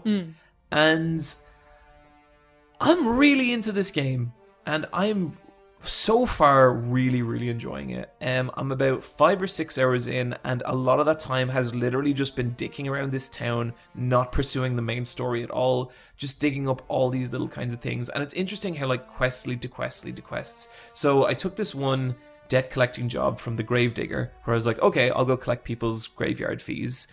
And I went down, and each individual person had like an interesting little story about why they couldn't pay their fee, and you could kind of mess with that however you wanted. But then there was one guy who was like, listen, I just really need you to get me some drugs, okay? I'm get him like, the drugs. I have the space plague, I'm dying, I have like 10 days left to live, just get me these drugs so I can live out happily. But then like you go outside and someone calls you over and they're like, was he asking you for space drugs? And you're like, yeah. And she's like, okay, listen, he's a massive hypochondriac. There's actually sick people in this colony. I will pay you double. And so it's not the case where it's ever like, do you want to do the good thing or the bad thing? It's literally like you reading these characters and making your choice on that input. And it's fucking cool. Is the voice acting good? Like, so does it far, sell it's this? fantastic. Cool, great. But is this like a proper AAA game, or what's the? Yeah, well, from This is Obsidian, everything yeah. I've seen so far, I don't know anything about absolutely. Obsidian. Obsidian are very, very highly regarded. Okay, because this sounds like other games that have not been successful in recent years, but this is doing it correctly. So imagine Mass Effect Andromeda. but like a lot of people are starting to say that in the late game it reminds them as much of Mass Effect as it does of Fallout. And also, fuck all jank. Like, it just works. It's good. There's not NPCs like trapped in doorways, like gimbling. I have seen nothing so far that's broken my immersion. There's no like human faces like falling off their own skulls. No. Okay. The worst thing I had is at some point I killed a guy and the thing I was meant to get for his quest didn't drop, and then it dropped. Okay. So like it was fine, but honestly, I picked this game up being like, you know what? I'm going to poke at this and then I'm going to trade it in a week for Death Stranding because it doesn't really seem like my kind of thing. Looks great, sounds great, story's really good. I'm having a very, very good time with it. I'd recommend it to pretty much anyone. I want to play it, but I was like, Death Stranding's coming out soon, so I skipped it. I'm not sure, Niamh, but I think 2 of your party members might be space lesbians. Fuck. Developing. I heard that there's no romance in this, which is not between you and them. Yeah. But between them and each other. Okay, fair enough. Which is like it's kind of a strange thing to leave out. Not that I'm particularly need it or anything, but it's like if you're going for a Mass Effect Fallout stuff, those games. Yeah, it seems like a always standard. Have that. Yeah, it's kind of a standard kind of thing that nearly happens. Yeah. And we still haven't got a replacement for, BioWare not giving us that shit anymore. Yeah, it's a lonely time in the AAA game space. Yeah. But yeah, it's a cool game. Oh god, my docket closed. We got anything else? I got 2 GameCube games. Brian, why don't you tell us about some GameCube stuff? Okay, I've recently gotten back into the GameCube. I'm playing a GameCube game that I always wanted growing up but could never get. It's called Chibi-Robo. This is a GameCube game that came out in 2006. The Wii came out in 2006, so this is one of the last games on the GameCube. We were in first year of college. Yeah, and you couldn't actually buy this game in Ireland because at this point, all the video game shops in Ireland had stopped stocking GameCube games. And I wasn't old enough to buy stuff online, so I never got to play this game. And now, as an adult, I went, oh yeah, Chibi-Robo! So I bought it online, and to buy a European copy of that game is a pain in the hole. Really? It's going to take a big chunk out of your wallet. Really? Yeah. Did you go on eBay? Yeah, and I got the best possible price. Still over €100. Wow. Yeah, and like I don't think I've ever paid more than €100 for a game. I don't think I've ever paid more than 70. Maybe collector's editions. I'm very fascinated by very hard to get GameCube games. Oh no, like I understand. Yeah, I totally get it. Like you're right to get it. As someone who Pursue bought that like shit. a Tomb Raider Pepsi truck collectible, I understand, Brian. I Sorry, get it. could you say that? What? It was a German exclusive collectible of Micro Machines, not branded, Pepsi truck with Lara Croft, Angelina Jolie painted on the side of it. And not Lucozade, Pepsi. Nope, it's Pepsi. Niamh, I was thinking about one thing. Pepsi. Oh my god. Okay, I just needed to know about this game. And did it live up? It's amazing. Oh yay, I'm happy for you. This is one of these Japanese kind of cutesy console games from the mid-2000s that I would compare similar to Gregory Horror Show, Gitaru Man. Where like you're putting it in some strong company. Where like it's a 3D game made by a very small team, but everyone in their department is really putting their personal touch on it, and it's telling, and like it's not a big game. You play as a little 4-foot robot. And very cute. I just looked up yeah, a picture really of him. good. And like I guess like he's based on the Roomba, but he doesn't look like a Roomba. He's just like a little metal man with a plug that dangles behind him, and the plug works as your energy from taking damage, but as soon as you start walking around, it starts ticking down like a meter. And so cute. that, like, if you take damage, then it'll take like 100 points off your meter. And so it's kind of like Earthbound in that way, where like it's constantly rolling, and that you could take a shit ton of damage, but if you can run back to a power outlet and top yourself up, you won't die. And it also has this mechanic, and it's not quite Dark Souls, but it has the thing where if you die, it'll send you back to like where you start again, but you've lost half your money, your currency, but it doesn't have the thing where you can retrieve it, but it's kind of punishing you for kind of like going a bit outside of like what you're meant to be doing before you're supposed to do it, which is kind of interesting. And so you just play as a little 4-foot robot, and you go around a house and you clean the house. And there's the family, the Sandersons. I don't know, that's absolutely not their surname. That is a localized surname. And you have a deadbeat dad who sleeps on the couch. His wife fucking hates him. I'm now best friends with the wife, and I go into the kitchen and we have a cup of tea, and she complains about her husband, and I listen, and I get lots of heart points. This sounds awesome. Yeah. And then there's the daughter who's into frogs, and all she says is ribbit, and you talk to her and she's drawing, and you have to find her crayons, and you find like a toothbrush very early on in the game, and Chibi-Robo turns the toothbrush into like a little mop. And so you'll find dirty footprints. Right, what's like the structure of this game? You're cleaning the house, John. Yeah, okay. It's just a house cleaning game. That's or so is cute. it? But is like the house like a little open world, or is there levels, or No, it's a big giant hub. But the thing is so but cool. like the thing is, at the start you only have enough battery power to navigate the living room. And so you have to kinda get more experience, and then you can go into the foyer and into the kitchen. But when you go into there, there's like all this weird shit, and like at nighttime the toys come alive so you can talk to them. Fuck! But like the toys are like, don't tell anyone. And then eventually you get down to the basement, and like this game has a full story. So you go down to the basement and you find a giant Chibi-Robo. And you're like, what's this? And they're like, oh, this is who you replaced. Like, oh my god. Oh no, like there's this existential nightmare part to and it? it's a big giant robot, and they're like, it was very popular when it came out, but it used too much power, and so people stopped using them. Fuck, Detroit become human. Yeah. Chibi-Robo. And so, honestly, there are like touches of like Detroit and like games like Nier Automata where like you have your like main robot, right, and you're just sent to do busy work. But you have like a little helicopter drone that accompanies you, like in Nier Automata. And I don't know if like... I think this secretly inspired a bunch of things. I think this game is like, a lot of Japanese game developers respect this game, or like are aware of its DNA, and it's sort of like it found its way in other forms in more contemporary games.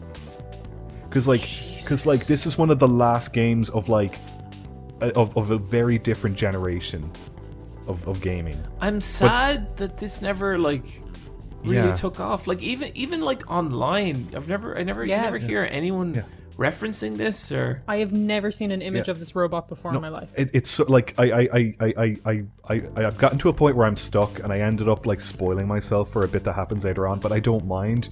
But it's just like, even the fact that the shit's spoiled. Mm-hmm. Yeah, no, like there is some stuff in the story that is ridiculous.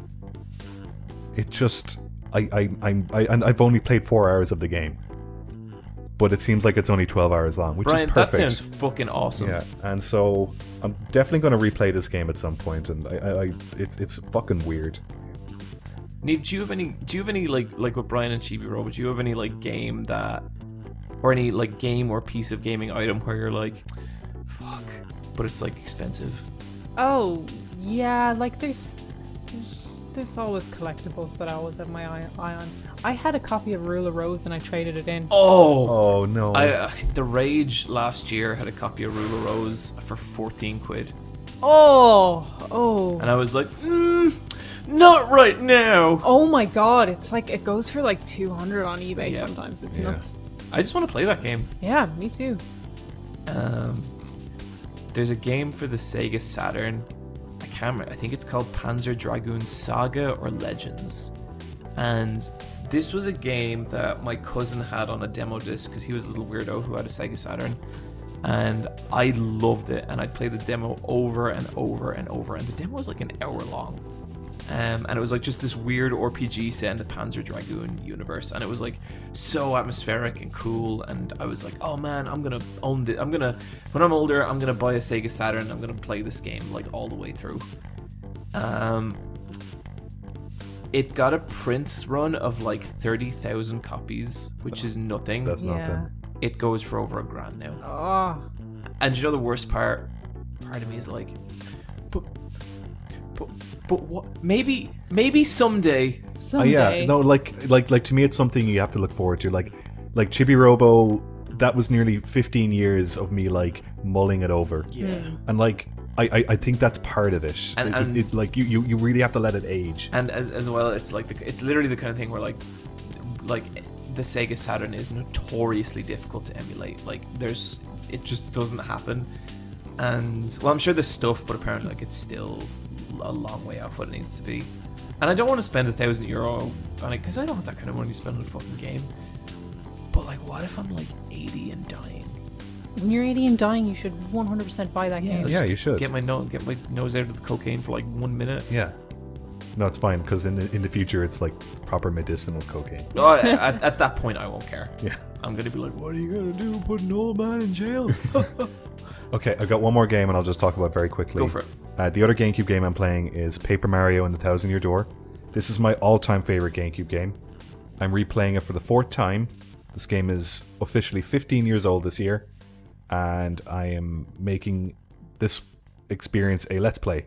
And that's very interesting because it's cool to like, I guess it's like you with Silent Hill 2 where like you've played it a bunch of times, but this time you want to do something different with it. Mm-hmm.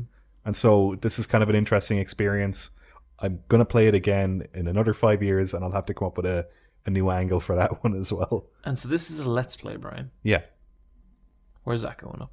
It's going up on our YouTube channel, and the plan is to have 2 episodes out a week because I've just managed to stagger it long enough, and it's also my loot drop. Is that kind of shameless to do that? No, it's beautiful. No, not at all. I remember telling you guys I was doing this because I just sort of did it, and you were like, cool. Yeah, it kind of came out of nowhere. Yeah, I wasn't really planning to do it, but now I have to, and sometimes I don't like doing it, and sometimes I really like doing it. I get that, though. And streaming and Let's Plays, that's a new frontier for all of us, and I think it takes some getting used to. Yeah. It's very surreal. Yeah. And people are going to watch it. Yeah. This is... I fuck up so bad in this game at points. I've died twice in like really, really stupid ways. There was a part in part 1 of my Silent Hill Let's Play where I was like fighting Pyramid Head, and I was like, as you can see, he's actually a pretty easy boss, and there's not really a whole. And then he one-shotted me and killed me like fucking mid-sentence, and it was bad. It was really bad. If people are listening to this Monday, I'm guessing the first part of my Silent Hill Let's Play should be up on the YouTube channel, so enjoy that. This was the other kind of big announcement that there was going to be, as well as the full Let's Play with all 3 of us, there'd be a couple side projects as well. We should mention that this all came together without any real planning. Like, we knew we were going to do more video stuff this year. We didn't necessarily want to go from like 0 to 3 Let's Plays happening at once. That is not a momentum we're going to keep up. No, it's just a happy coincidence, and it's because like Niamh last summer was doing it as well. Like she was the first one of us to do the streaming thing, and we were like,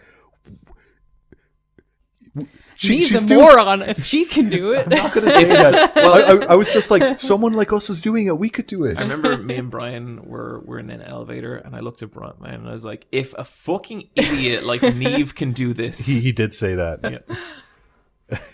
Yeah, so this isn't going to be like a full-time thing. This is just a fun experiment that we want to share. No, I'm going to treat it like I treat streaming, and I'll do it when I feel like it. I'm very happy that we all get to share our favorite games with people. Yeah, absolutely. 100%. Games are nice sometimes. Sometimes, and sometimes they're not, which leads us into Quicktime Events.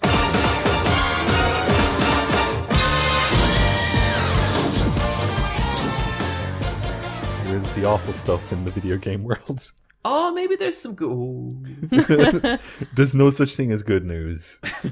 It's always shite. Oh, very true. I guess we'll start with it going from kind of like, bad news to actual bad news. Why don't you hit us? Okay, the first one is The Last of Us 2 has been delayed to May 2020. It was coming out in February, I think. Early February. It was May. No, it was March. It was March? Okay. So like maybe only a month ago they did a press conference. Yeah, a whole big shebang. Yeah, about the release date. And I remember them saying it was March and being like, there's a lot of games coming out in March next year. Well, it's not anymore. Yeah. It's coming out in May now, Yeah. I think. It's fairly common for a game like this, especially from Naughty Dog, that like the last Uncharted was like this. The previous Last of Us, they always delay it by a month or two just for like a little bit more play testing. Sure, and polish. make it good and give your workers some breathing room. Yeah. I doubt that that's the case, but I hope it is. That was seemingly was the reason that like they want to get all bits of it up to polish, and they want to give everyone the room to do it. Yeah, they don't want so. crunch. Okay, that's good. That's nice news. You guys excited about Last of Us 2? I want to be. I'm very curious. I'll look forward to it the week before it comes out. I think it's a kind of game with me where like it's dependent on what else is coming out. You know, that kind of way. I will. You don't need to buy this game. I'm gonna lend it to you. Okay. Another bunch of delays. Ubisoft delays the release of God and Monsters Rainbow Six Quarantine. What's that? New Rainbow Six. Yeah. Oh, I think I did see something about that. It's like a weird alien-y. There was some horror-y thing. The trailer was in first person or some shit. Isn't Rainbow Six like serious? Yeah. Maybe Fuck if I know. I don't fucking No, know. I'm sure it is. It's called Quarantine. And Watch Dogs Legion until 2020 to 2021. This was after Breakpoint did very poorly, both critically and commercially. And that's probably... And I think that's a pretty appropriate reaction. Like, yeah, let's make sure our other shit's good, because I know very little about Breakpoint. I don't have any interest in those games, but I know the people who do were not happy. Is Breakpoint a Rainbow Six game as well, or I what? think it is, yeah. No. No. That's... But like, is this another gun game from Is it a Tom Ubisoft? Clancy game? Yeah, it is. It's...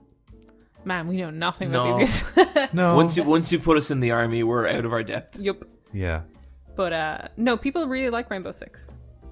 So I'm happy for them. yeah. But Watch Dogs Legion was another March game that's now been pushed, and they've kind of written off their last quarter, which goes up as far as April. But these games look like they'll be coming out like mid to late to 2020 to early 21, and that kind of just pushes them onto PlayStation 5 territory. Yeah, there'll probably be launch titles for that then. Yeah. Breakpoint was a Ghost Recon game.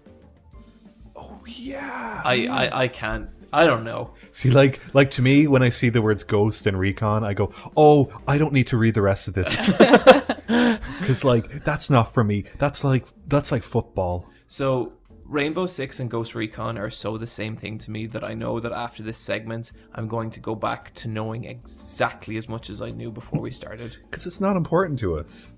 Not to us, but I know people are very fond of these games, and I know the Rainbow Six games.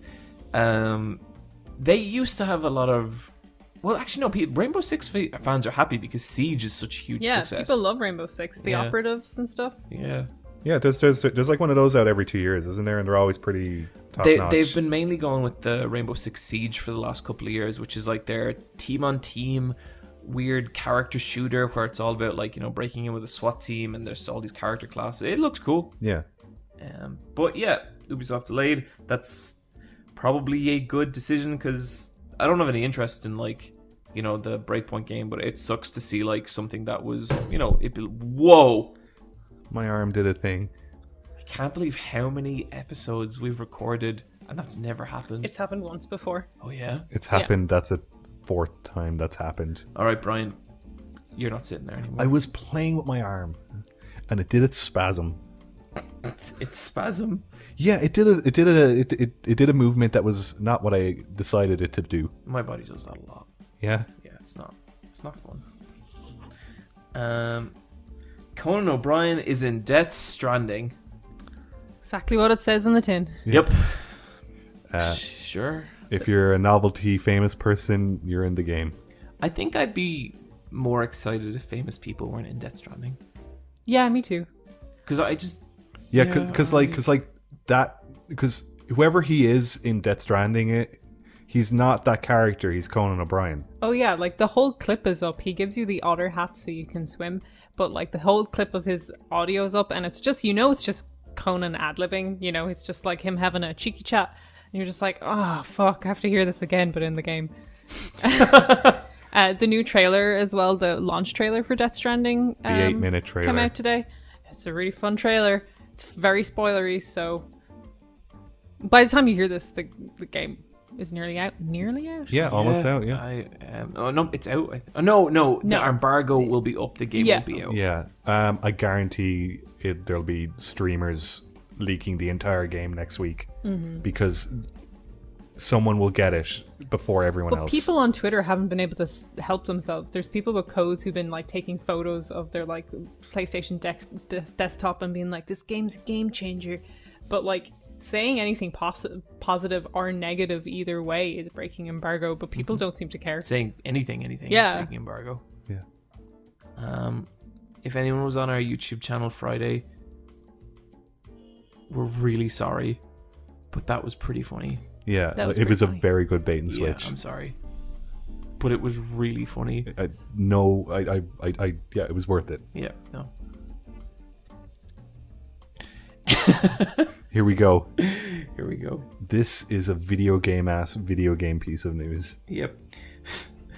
I love this because like it's not even frustration, it's just a collective, everyone just being like, what the fuck? Fallout 76 has released a premium subscription service. It's called Fallout First, and it's either $9.99 a month or $12.99 a month or $99.99 a year. Yeah. So like wow, you could save a bit of money savings if you go for the year one. Right? What okay. Right. Yeah. So $43. So this game came out a year ago, didn't it? Did it come out at the end of last year? Yeah. Was it our biggest shit show last year? Yeah, it was. It looking like it's a fucking shoe-in this year as well. It could keep going. Like, did this game get like fixed in the end, or did people just stop caring? Well, the thing is, they've been doing work on it, but it's been meant to get a big update with stuff that people want, like NPCs, but the update was pushed into next year. It was meant to be out by now, so they pushed the update, kind of fixing a lot of the game and kind of fleshing out the world to next year, but they launched their premium subscription for a pretty empty world on the same day that Outer Worlds releases. They want money. They really want money, and like what you get in this is one of the big things is private servers, but it turns out the servers aren't that private. Your friends list can hop into your game, so if you have anyone on your friend list, they can join, and people also notice that places had been looted already in their private servers. So, and also this is stuff that should just be in the game and not be a paid for service. You also get a more scrap storage. So scrap, obviously this is a game where you collect a lot of stuff. It's a bigger inventory, it's more storage. People were putting their scrap into the storage bin and it was eating their scrap and deleting it all. I know that that's bad. Like, I get that that's bad. But I also think the idea of investing, things that you own into this infinite void that just devours everything is the perfect fucking metaphor for a premium subscription service to Fallout 76. Yep. Like, that's like art. It's like, don't buy that. Don't do that. Put your money into something where it will just disappear with no return. There's genuinely better games out there for you to be playing. The big thing is you get like a little sticker beside your name or something, isn't it? And so other players can see your little sticker. And you get exclusive like emotes as well. So there's stuff that differentiates the players. It's like they're trying to Twitchify it. Mm-hmm. Okay. But isn't it then that people are being hunted in the game? Yeah, people with the first icon are being hunted and killed. It has started a class warfare. Because the other players have nothing to fucking do. And also, I think that's a very fun response. Fallout it's First, really fun. Someone has taken the Fallout First domain and it's a website about how Fallout 76 is bad. I just, like, who thought this was a good idea? Todd. At some point, Fallout 76, it's like watching a guy on a bicycle and the game comes out and he immediately, like, slams into, like, a stone and, like, flips over and, like, starts tumbling. But then, at some point, like, it's like, oh, he should have lost momentum by now and he shouldn't be tumbling anymore, but he's still going like 4 miles down the road, just tumbling and getting all bloody and fucked up. That's what this game is. I feel like it was even just 2 months ago they had to recall the Fallout helmets from game and stuff because there was mold growing on the insides that was like damaging people's health. Was this year. Oh, it's gonna win biggest shit show second year in a row. Was the bag this year as well? That shitty No, little the tote bag bag? was last year, but people got their new version of the bag this year. And last year was also their Nuka-Cola thing where they were like, but it was the rum. like premium whiskey or rum, which fucking sucked. Which was crap. It's just like, it's continuous. Stop it. Just stop. They need to stop existing. They need to go and make their next game good. And like, I just go back to Todd Howard being like, and there was a few complaints. Fuck you, Todd. He's so full of shit. Yeah. Last one, Overwatch 2, pretty much leaked. Yeah. That's pretty funny. And this is like, I guess they're really going to try bring it at BlizzCon this year because, boy, do they have to. You see, they lost a massive sponsor for some of their stuff. I think it was like Mitsubishi or something like that. Wow. Yeah. I can imagine. But, yeah, so there's some details and, like, they're really only, like, rumors, I guess, at this point. Like, they seem pretty There's credible. Artwork out there and stuff now, yeah. Oh, interesting. I haven't seen the artwork. What is it? It's just of Lucio. Does he look much different? People have different costumes, but like that's why like I don't think if it's going to be a brand new game, but kind of a major update. We don't even know if it's Overwatch 2, but whatever it is, it's coming. Yeah. But I think they're going in strong with Overwatch 2 and Diablo 4 because they really want to drown out the Hong Kong stuff. Yeah, they need good news. It's going to be interesting how much one affects the other. Oh, yeah, there's protests planned for BlizzCon for these announcements and stuff, so it's gonna be interesting to see how it all goes down and if people will even care. People have short memories when it comes to their favorite characters. It's true, but like if they go Diablo 4, Overwatch 2, and I don't know, fucking World of Warcraft something, like are people just gonna be like, I wonder if they address any of this at BlizzCon, or do they just completely ignore it? I bet they completely ignore it. Yeah, it never happened. But it seems like they're going to go with like a leveling up system for the new game, which I think is actually kind of interesting. They're going to be doing PvE. There's a focus on it, so that makes sense. That would make me pretty curious. And like I like Overwatch a lot, but a PvE, that's more my speed. A lot of people have been like dying for Overwatch to have a narrative. Like it has this like it gestures towards the concept of lore. I won't even say it has lore because it just every new bit kind of discounts the last bit. So I'm pretty sure the Omnix. It makes no sense. I'm pretty sure people would be delighted if there was story content for these characters. Yeah, that'd be cool. The original game launched 3.5 years ago, so it's usually around this time that there'd be, works of a sequel where they just stop updating the original or have some sort of in between. Yeah, that would be big enough. Yeah. I guess we'll see. Guys, email.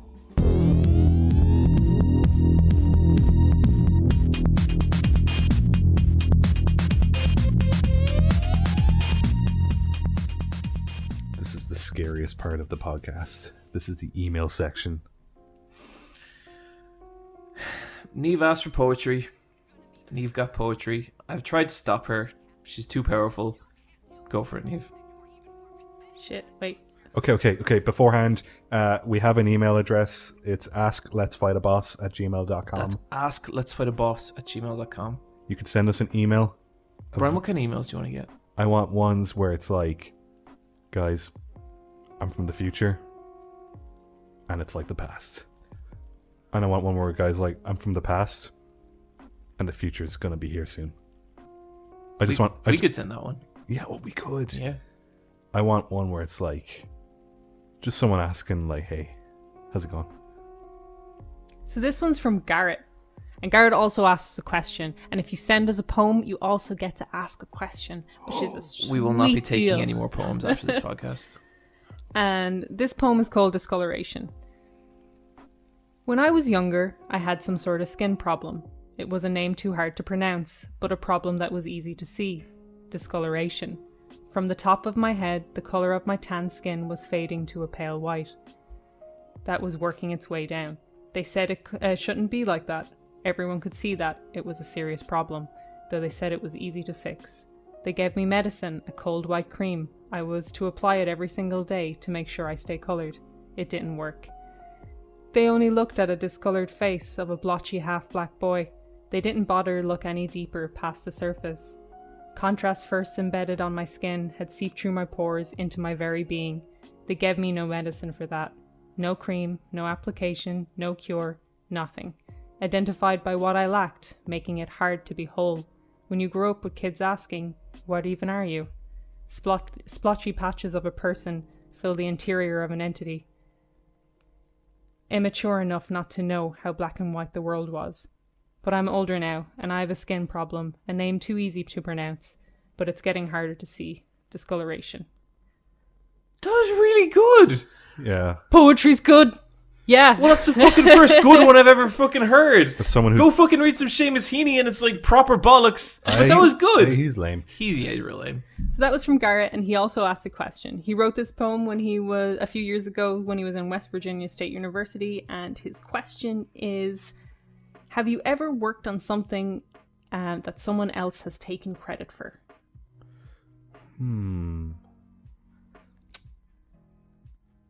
That's a tricky one. There's some TV show episodes that I've worked on and my name isn't in the credits, but I only did retakes on them. I know on IMDb I'm down as like 3 different Bryans because they have not synced it up correctly. Mm. And on some of the shows I did not work on. There was one show you worked on, I don't want to say the name of, but the staff were not directly credited, rather the company was. Yeah. And that kind of stung. Yeah, that's not a good way to do it. No. I left a company and the concept work I did for something, major concept work, was accredited to other people. That was horseshit. Because Yeah. I remember you showed me those drawings and it's like, it's not like they developed. Oh no. That was the final background. Yeah. It just was. And this was stuff that helped get the pitch. Yeah, that was fucked up. On a lighter note, when I was 8 years old, there was an art competition in our school. Fucking love this story so much. Here we go. I used to win that art competition every year. Got my first place medal. It had a little paintbrush on the medal. And I loved it. It was another year. It was a GAA art competition. And I drew dogs swimming. These were like anthropomorphic dogs, but they were a very specific style in a very way that I used to draw them as an 8-year-old. There was a girl who was not good at art, who has never won an art competition, and I know her name still, but I will not utter it. She doesn't deserve it. She copied my drawing. She copied those dogs, but she made those swimming dogs play hurling instead. And by God, if hurling wasn't what everyone wanted to see in that school. She came first, and I came second. And I haven't let it go. Okay, that wasn't the story I thought we were going with. No, I thought it was going to be the Jack and Daxter one. But yeah, me too. But that one's way more fucked up. Yeah, that's really fucked up. That is one of the most harrowing things I've ever heard. How dare she? I know. I was like, but that dog, it was like, clearly she's copied my design. But no. Yeah. That's a scummy move. I guess I never really experienced it too much because most of my stuff's really shit. But definitely, I guess like being on YouTube and like your videos being out there. There's sometimes where like you'll see like a very similar thought echoed in another video, and it's a slippery slope because like if someone's talking about the same thing, inevitably the same shit's going to come up. It comes, oh, let's look at the creator's other work. Let's look at how this other similar thing did it. Like, these are just common shit that people play around with. And 99% of the time, I will just let that go and be like, listen, it's probably fucking nothing. Like, who cares? Sometimes like it starts to get more specific, where like paragraph structures start to repeat, or even like jokes you make, and that can be a little more frustrating because that's like, oh fucking come on, like Jesus. The ones that really get me though, and like I'm not gonna get specific on this because like just I'm not interested in like I guess the drama behind it, but like there was one case, and like this has happened before, where like in the last 2 months like a video goes up and it's basically a wholesale reskin of a video I did a while ago, and it's like it's really kind of disappointing to see like the same arguments put forward kind of poorly, where I'm like, I wish you would rip me off better. But just reskinned and given different names, and like it's when you see a video like that and it's kind of blowing up, it's like, oh my fucking god, like it really it takes the magic out of doing this kind of stuff sometimes, and there's nothing you can do about it because like they have a following, you have a following. I'm not interested in like the whole hubbub that would happen about it, but that kind of stuff does get me down sometimes. All right. I'm usually the one who finds them and goes, look at this guy. Well, you're more sensitive when someone's like trying to do it in the same style, which I don't mind at all. Yeah, I love when they're like doing your voice. Yeah. That's so funny because it's like, why? Why would you do it? Did I ever tell you about the other guy who does Why You Should Watch? No. Found this fucking guy, and his whole channel was Why You Should Watch videos, and I was like, this motherfucker. And I'm like scrolling down through his videos. I'm going, and it's like 1 year, 2 year, and then like 3 year. 4. Oh no! You were the thief all along. Yeah, I stole the gimmick. And like the videos were totally different. Like his were all like 4 or 5 minute reviews. But yeah, he totally did it first, and he wasn't a big YouTuber. Like he had like, I think a couple of thousand subscribers, but yeah, without any knowledge that this guy was a thing, I totally ripped him off. That wasn't why I stopped doing Why You Should Watch videos, but like, it was pretty funny. Oh dear. Are we going to do another poem right away, or will we take a break and come? Yeah, let's take a break. We'll do a question. Okay, I've got one. These are all quick questions. This one is from Scrib. So here we go. Everything smells like burnt toast or sounds like Alanis Morissette. Oh my god, sounds like Alanis Morissette. Easy, I like Alanis Morissette. I also like burnt toast, so both good to me. You wanna know? I think I'd pick the burnt toast. I think people rag on Alanis Morissette so much, and it makes me sad because I think she has some good songs. Yeah, she's great, but I like barbecues. Okay, useless wings or a functional kangaroo pouch covered in yellowish hair. Oh, well, useless wings. Useless At least they're wings. like sexy and cool. An Yeah, aesthetic with that. I want the kangaroo pouch. I love a good pocket. but it's gooey and hairy. Yeah. Okay, chicken legs or T-Rex arms. Chicken legs. Yeah. I feel like I could still be intimidating with chicken legs. Yeah, like I mean, Hanzo. Most people kind of skip leg day. I really, really like my legs. I don't want to change them. I'm going to take the T-Rex arms. I skipped leg day for a long time because I cycle everywhere, but I went for a massage recently and they were like, stop doing that, it's fucking up your body. Okay, being able to scream like a crow, caw, or being able to fart like a church bell. Oh, the crow, a million times I'm over. definitely the crow. I thought you'd go for the church bell. I know I thought about it, but I like the sound of my farts, and I don't want to change it. Okay. It's a very personal thing. If you were in like Catholic Ireland, you could just let rip and watch a whole room of people bless themselves. Just do the Angelus out your asshole. I think I'll go for the crow scream. Who was this email from? This is from Scrib. Thanks, Scrib. Okay. And they're also role-playing a crow at the beginning. I was very entertained. Yeah, Can we read this? Hello and caca to John. The Dark Prince. Oh no, wait, sorry. The Dank Prince. Both accurate. Mm-hmm. Bryan and Niamh, the Dark Queens who feed me the bloody bread that I find so delicious. See, they're role-playing as a crow. It's amazing. Okay. Ketchup or mayonnaise? Ketchup. Mayonnaise. Both? Mayonnaise is fucking crap. No, it's cool. It sucks. It's for losers. It's for tuna melts and nothing else. It's for the store shelves to go out. Tuna. Oh God. She likes. Tuna's Oh nice. my. She likes. Tuna's shite.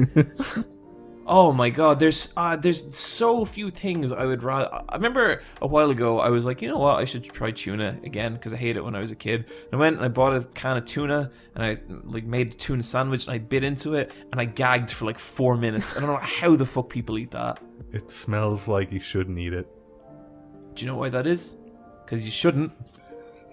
Okay, we got one more question and then a little bit at the end. To either have an unstoppable urge to collect shiny things, or being compelled to eat any dead animal you see. Oh, collect shiny things. Yeah, I'm like that already. Shiny things. I think I have both those things already. What? Well, not dead animals, just like any animal or person. I like how that one is like very animal focused as well. And then here, evermore your faithful burb bud, Scrib the Nevermore, and then a little bird emoji at the end. Scrib is kind of committed to that bit in emails before, and whenever I see them now, I actually can't help just think of like a small crow sending us emails. Yeah, just like tapping word by word with their beak. And I believe it. They would do it. I wouldn't even be that surprised. Yeah. Honestly, I like role-playing emails, but like you have to do a good roleplay because Don't just shit it out. Yeah, I know once or Don't just twice. shit it out. I know once or twice we've got someone that's like, dude, you're not even trying. Like, I want it from like I want a personal. Look, we'll screen grab certain section of Scrib's email. They know how to do it. We'll stick that up somewhere. Yeah. If you want to do it, you got to do it at least go to Scrib. Yeah. And like, listen, cowboys, dinosaurs, whatever you want. Yeah. But just some effort, please. Like, have a gimmick, but like make sure it's a good costume. Like, I don't want. I want to believe. Yeah. It's Niamh's Poetry Corner. What am I worth to you? It's a phrase I'd whisper in your ear, the moon, the stars, worlds above, but your response was ever grander. Would you alleviate all my fear? What am I worth to you? It's a song I'd sing out of tune, a freshwater stream, a solemn purr, but you'd correct my every worry that would haunt me any dark noon. What am I worth to you? I asked you once, but in a dream, a figure of clay, your memory most fond, but you held me in hand, looked in eye, a bond unbreakable as would seem. What am I worth to you? I still find myself asking today, the dirt on your boot, a single goodbye, but these days I don't hear you answer, and I'm afraid of what you would say. That was from Serena. Thank you so much for sending your poetry to us. She didn't ask a question. Thank you very much, Serena. It's beautiful. We still got time. One more question? Yeah, absolutely. Oh, there's a lot of poems. Yeah. Do you know what? We're not okay. I like this one about fan fiction. Okay, yeah, I like. I like that one too. And then we'll do poems for another episode. I have one more to end on. Don't worry. I think I know the one you're talking about, yeah. And I approve. Okay. But this next one is from Austin with a Y on fanfiction. Hey, Naj, Nyarb, and Kiam. I don't know which one I am there. There are names spelled backwards. Oh, cool. Because I used to write my name backwards, so I instantly recognized. Brian, we're very dyslexic. You have got to slow down. Sometimes you can write letters backwards. Some friends and I were... I do sometimes. It's like on accident. Sometimes I'll write the last letter in a word and then write the first and then write the in-between. Oh, dear. Some friends and I were recently having a conversation about AUs, alternate universes, and fan fictions. The three of our opinions were vastly different. The main conversation topic then being the validity of AU writing and fan fictions. In my opinion, it is completely valid to want more of the media you love and therefore write more of it, especially with indie stories that likely aren't going to get more content, and it's still writing, so the authors are still furthering their craft. One of my friends, Joel, made his point that if you've got a strong enough idea, why not try break it off into its own intellectual property instead of limiting yourself to a pre-made world and risk bastardizing the characters. So my question for y'all is, what are all your thoughts on AUs and fanfics, and particularly, do you like any of them? And then there's a quick rapid fire question we'll get to after. I love AUs, and like, your friend's wrong. Like, that's like, why not draw fan art? Like, not everything needs to be this like, oh, here's my perfect idea kind of thing. It's nice to have a jumping off point. Like, here's a constructed world, here's characters I know and understand, and here's them in a different situation. Yeah, it's a really fun creative writing exercise. There was a point where like I really didn't understand why fanfictions or AUs existed, and then I realized that basically any argument you would level against AUs or fanfictions, you would also have to level against fan art, and I love fan art. So it's not really something I ever engage with, but I think it's super interesting. Some of the biggest fan fictions, like some of the most successful ones, end up getting like repackaged afterwards as original content. Like 50 Shades of Grey is the obvious example. And I'd say like the reason people don't always do the original stuff is because it's like a fan fiction means that it's working from a framework, which means it's a framework you don't have to build yourself, which means it's easier. And I know some people would see that as like a deficit, but if it means that like you already have a world to play around in, I think that's maybe just what some people need to start dipping their toe in and like getting more into writing and stuff. So I think it's really cool. And someone might be way more into writing character dialogue or character interactions rather than I'm going to build out a world, you know? And it's like you already have this pre-established relationship, or at least enough information. Like, people go in knowing enough for you to jump off on.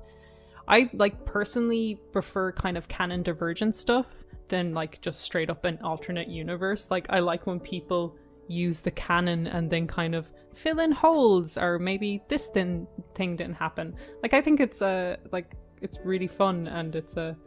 Do you read a lot of fanfiction, Niamh? I used to, not anymore, but I definitely did as a teenager and in my 20s. Like, when you're into like lesbian fanfiction, you are drawing from a very small pool. Like, every ship you have is the rare pair. Like, there is literally nothing. So you want those sweet, sweet scraps, so you got to go to the fan forums. Oh, you go to the fan forums, and then there's like, say, 10 fan fictions, and 8 of them, they're a sub-pairing and another pairings one, and then one is fucking weird, and then the other one isn't finished. Oh dear. I've never read a fan fiction that I really got anything out of, but I've read maybe 5. If anyone has any fan fictions that they think I'd like, you guys know what I fucking like. Just send them on over. I'll read them. I'm curious. Bryan, I'm not directly interested in fan fiction, but I'm glad it exists. I think the culture around it's kind of fascinating. Yeah, like shipping is a big part of fan fiction, and I've never really shipped anything. I don't know that I don't really think about it, but I always am very interested to hear what people ship and why they ship them. It's a very cute and endearing thing to do. But I like it. It also serves a purpose. Like, you don't have to think about it because your needs are met by media in general, but a lot of like fan fiction... My needs are not met. Okay, you're not being squished by a giant... Shut up, woman. But like, for LGBT people, it's kind of a way to insert LGBT characters and storylines into stuff that you already love. Like, oh, here's like a universe I really like, and there was no gay characters in it whatsoever, but here's a version of it where one of the characters I like is gay, or there's an alternate character in it that is gay, you know, and it's just a way to kind of see yourself represented in the media you like. Well, that's like how a lot of the old Star Trek fan fiction got started. Oh, yeah. Like those slash Kirk fiction. and Spock. Yeah, and like Star Trek fan fiction is over 50 years old now, and like they're because a friend of mine at work reads Star Trek fan fiction. But there's one author, and she's now a grandmother, and her like daughter and her daughter's daughter have all part of this fan fiction wild. Like cool. tapestry. Yeah. Do you ever love see a the documentary stats for on the genders of fan fiction? It's like overwhelmingly female. Yeah, I think that's why it gets derided a lot. Like, it's kind of because it's this more female pastime. Like, people are like, "Oh, fan fiction." Yeah, and like I think like it's kind of obvious, but like it's female because like the media wasn't really getting made for like from a specifically female point of view for such a long time. Like, still isn't, you know. But I'll never understand people being like dismissive towards it, and I do think sometimes that is a thing where it's just like you don't understand it, you don't try and understand it. Yeah, like it can be a joke. It doesn't have to be the butt of a joke. I think if I met someone who was like very, very taking it very seriously, and like trying to work it back into the canon. Do you ever meet people kind of like that? Yep. But like, no, this is what it is, and it's like that can just be kind of tiresome. No, it's just supposed to be a bit of fun, and like it's cool if you're like if it's like a piece of media that like really resonates with you and you love it, and but like you gotta have your cereal with milk, and you gotta just take it for what it is. I guess like someone being like very emotionally invested in fan fiction is cool, but I think when like people feel a need to be like, no, this is it canonically also, it's like no, it's just fun. But people on the internet are wacky, so what can you do? Like, you know how like people are into fantasy football, but that's like it really reminds me of that, where it's just like it's just fictionalizing something. I don't know, it's weird. Niamh, take us home. Oh, wait, no, we've got the quick. Shit, yeah. Sorry. There's just that one last thing from Austin with a Y. If you could get involved in speedrunning with any particular game, what would you speedrun? Right now, Chibi-Robo, because there is mid-maxing in that game, and I'm curious about it. I would love to see how Final Fantasy X could be speedrun. Probably not well. I think that'd be pretty boring. What? No, it wouldn't. It'd be great. Any Final Fantasy VII would be really boring to watch a speedrun of. As would 8, 9, 1, 2, 3, 4, 5, 6. Okay, fine. But I'm sure someone will find some weird glitch, and you're like, wow, that's insane. But like watching, I'd love to be able to do No, I couldn't do the Bloodborne speedrun. You have to kill the doll, and that makes me sad. You do, and you need a version of the game that has been patched. There's like, I watched the like Games Done Quick Bloodborne stream, and every time he cut her down, I was like, oh. Yeah. I watch the Bloodborne Games Done Quick every year just to see what like little differences they figured out. It is super fun if it's like one of your favorite games that you've played over and over, but like they're just doing it so differently. I can imagine Prey, like. Yeah, even some of the stuff I think they're talking about that at Waypoint, and just even some of the stuff they're talking about sounded so fun. A lot of like using the glue gun to get places you shouldn't. I can see how that would work. That's cool. I think if I was gonna do something, I'd love the one where like the movement feels really good. Like I love watching speedruns of Mario 64. Oh yeah, I this year I figured out how to do the long jump and skip the never-ending staircase. No way. And it's so easy to do. Oh, really? And like, because you watch it on YouTube and you're like, wow, that must take a lot of like timing and talent. It's really easy and it's so fun to do. I do really enjoy the speedruns where it's like there's always a point where there's like some weird ARG and they have like a 1 in 13% chance of getting it. And when they get it, it's like the craziest shit. Oh yeah, and the crowd goes wild. Yeah. That is very satisfying. Yeah. Thank you, Austin with a Y. From Bryan with a Y. So this is from Sean, and it's titled, Well, You Asked For It. The wrestling grandmaster, the prince of solid soul, whose courage falters faster than any meekly mole. The lady Niamh of expertise, the queen for whom we'd vote. But what is this I'm seeing? She's 3 lesbians in a trench coat? The booming voice of Bryan the Grand, the king of coin and coffers, who spent the funds of all our land on all his special offers. And us, your loyal protectors, from worldwide we've been plucked. With all of us together, this kingdom's kind of fucked. Maybe poetry's alright. Maybe I've been wrong all these years. That was almost a limerick, wasn't it? It's too long. Limerick's 5 lines. Yeah, it is. But like, it's got to. I really enjoyed it. It had a certain medieval jaunt. Yeah, it did. You could definitely hear a lute in the background there somewhere. Very quickly, Sean asked a question as well. If the 3 of you were suddenly placed in control of a medieval kingdom, what would your first actions be, and how long would it take for the peasants to revolt and drag out the Galantines? I would create sewage system for them and brushing of teeth, because I think that would help me a lot. And how long till you get guillotined? Oh, like instantly. Yeah. They don't want to shovel shit. Yeah, they don't want to shovel their shit. I think I'd probably be like halfway through explaining the plot. You hack a show. Oh, instantly. Yeah. We'll all be burned as witches. I'd be I think Bryan could do okay. I think me and you, Niamh, not a hope. Mm-hmm. I don't know. I think like you'd be a good master of coin. Oh yeah, I would. But like, it'd be a tough first few years. There wouldn't be a lot of bread. People would be eating rats. I would I don't know if I get guillotined, but I think the way I would go out is I'd get so paranoid. I go like full Howard Hughes, but like medieval Howard Hughes, where I think everyone is trying to get me, and I just start ordering executions. I start ordering executions. I lock myself away in a tower, and like people are like he has not been heard of for 30 years, and he only contacts people by letters. But the last letter was 10 years ago, but he's still alive. I'm not alive. Like there's just a skeleton up there, but it's just like the man. The weird skeleton in the watchtower. I don't know. Thanks to everyone who sent poems in. I'm sorry if we didn't get around to them all. There was a lot. Thank you. I loved it, and I love that you took me up on my offer. This is a video game podcast. Yeah, but it's also a wrestling and poem podcast. The world's strongest video game wrestling poetry podcast. What have we become? We've done too many of these. It's like when you photocopy a photocopy and it just starts looking all fucked up after like 10, and then after 100 you start getting messages in it, and it's like, Satan. I really like that this is episode 111. It's just like the number 1 3 times. Like that's not... We've done this 111 times, not counting the lost episode. Yeah.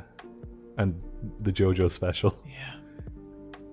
That's too many. Too many. Oh, dear. I think we should consider shutting it down. It's nearly the end of 2019. It's a new decade soon. We won't need to do it anymore. I can't wait to be podcast free in 2020. Yeah. We're like, okay, we're joking, but there's also a fleeting moment of... We're joking, but we're so tired. It's true. If you want to buy us a coffee to make us less tired, we have a Patreon. Yeah, we do. Oh, I forgot about the Patreon. Yeah, we've got to do our shout-outs. We're not finished yet, guys. Okay. We shouldn't have told people we're shutting down before the Patreon.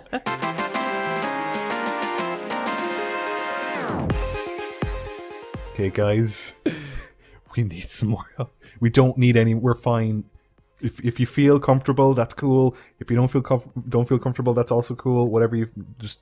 Hey, the Patreon's just real like, hey, those guys are relatively entertaining. I'll buy them a cup of coffee, slowly. Yeah.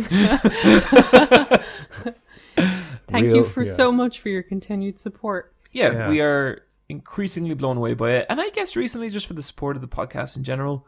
A lot of weird spikes happening in the numbers. Don't know where those are coming from. Try not to think about it. But if you're new here, welcome. And we're so sorry. Yeah, I'm Bryan. That's that. Also known as Super Eye Patch Wolf. Yeah, I'm Super Eye Patch Wolf. That's why you should watch Bleach. Yep. Is that one of your videos? I love how we get the occasional, wait, is John Super Eye Patch Wolf message? They're so good. Still. Yes, he is. Yeah. The one with the woman who was like, who only copped it at my panel was really funny. I love that. I love that there's a fan of Let's Fight a Boss who has no idea. I would bet they're getting more common, because I'm wondering, is like the new traffic from some podcasting thing? I don't fucking know. It must have been that we were like putting one of the like tiles on the front page. Must have been, yeah. But yeah, someone's probably like, "Who's Super Eye Patch Wolf?"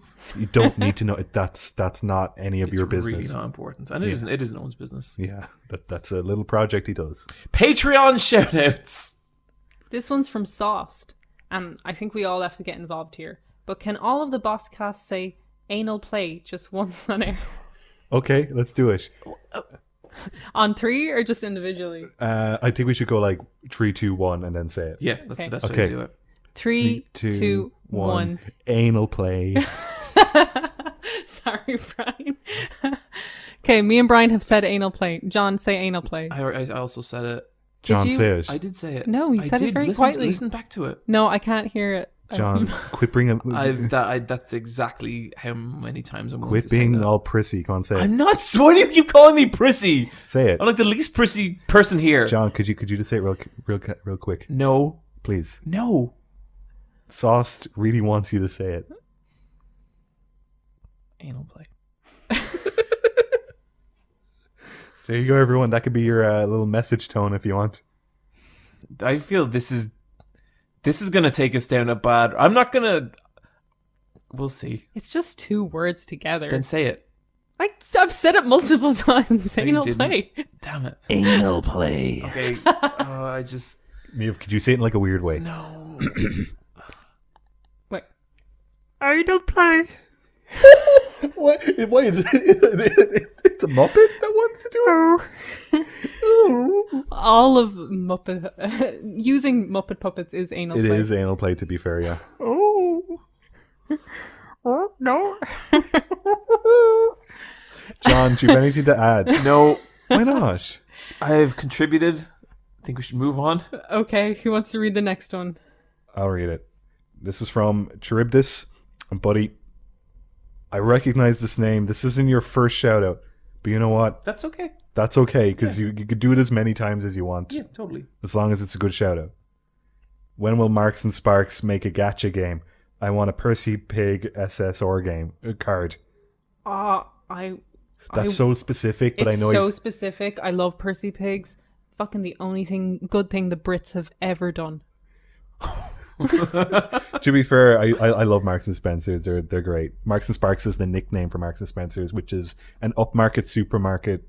Oh, yeah, it is an upmarket it is. From the UK that also has a division in Ireland, and they're very good. Great white chocolate cookies. They do soft as you like. Bend them in half. They do amazing ready meals, and they always have them on offer. Yeah, and they're good. Yeah, and they do lovely sweets.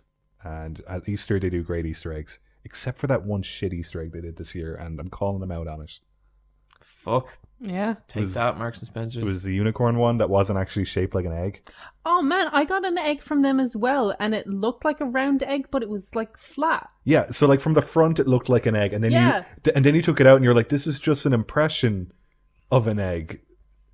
It was like an oval. That is horseshit. Yeah. It was like a weird, sad-looking door stopper. This last one is from Deleted User. Yeah, unfortunately they did leave the Discord, but I liked the message, so I left it in. But isn't that interesting? What was their actual name? We don't know, because now it becomes Deleted User, and I tried to click in, and I was like, no, like they actually left. Like that's not them being clever. If it's Deleted User, they're not on Discord anymore. Oh. Whoa. Yeah. Well, if you still listen, here you go. Well, it could be they did something on another Discord. Oh shit. So this is we should be careful with this person. Yeah. Let's Fab, the strongest show Loot Crate ever sponsored. Wait. Wait a minute. Yeah, we take sponsorships. Do we? No, God, no. Maybe we should. Yeah, I guess we are greedy people. We are very greedy people. Let's talk about it. Maybe pocket knives. Yeah? Yeah. How about like some sort of wireless headphone thing? I want those testosterone pills. Testosterone pills, wireless headphones, and pocket knives. Because they always have this bit at the end of the testosterone pill where they're like, if results are exceeding your expectations, be sure to stop taking them. They're working too good. It's like, I'm the Incredible Hulk and my dick's too hard. Like you have hair growing where it shouldn't. I don't fucking know. Like, what does that even mean? Oh, dear. Oh. No, for now, we're just going to do the Patreon thing. That's plenty. I hope you like that. We're also going to do the Loot Drop. Yeah, this is way better than Loot Crate. So I have one called Corporate Music, How to Compose with No Soul. Such a good name. This is from a YouTuber called Tantacruel. And Tantacruel is also Irish, but we had a talk before the podcast and we've decided this one time that's okay. Tantacruel is great. I've only watched like a couple of their videos, but they seem really, really good. They did a great job with this video. Music theory is an absolute mystery to me, and seeing it explained so well and like with so much personality was brilliant.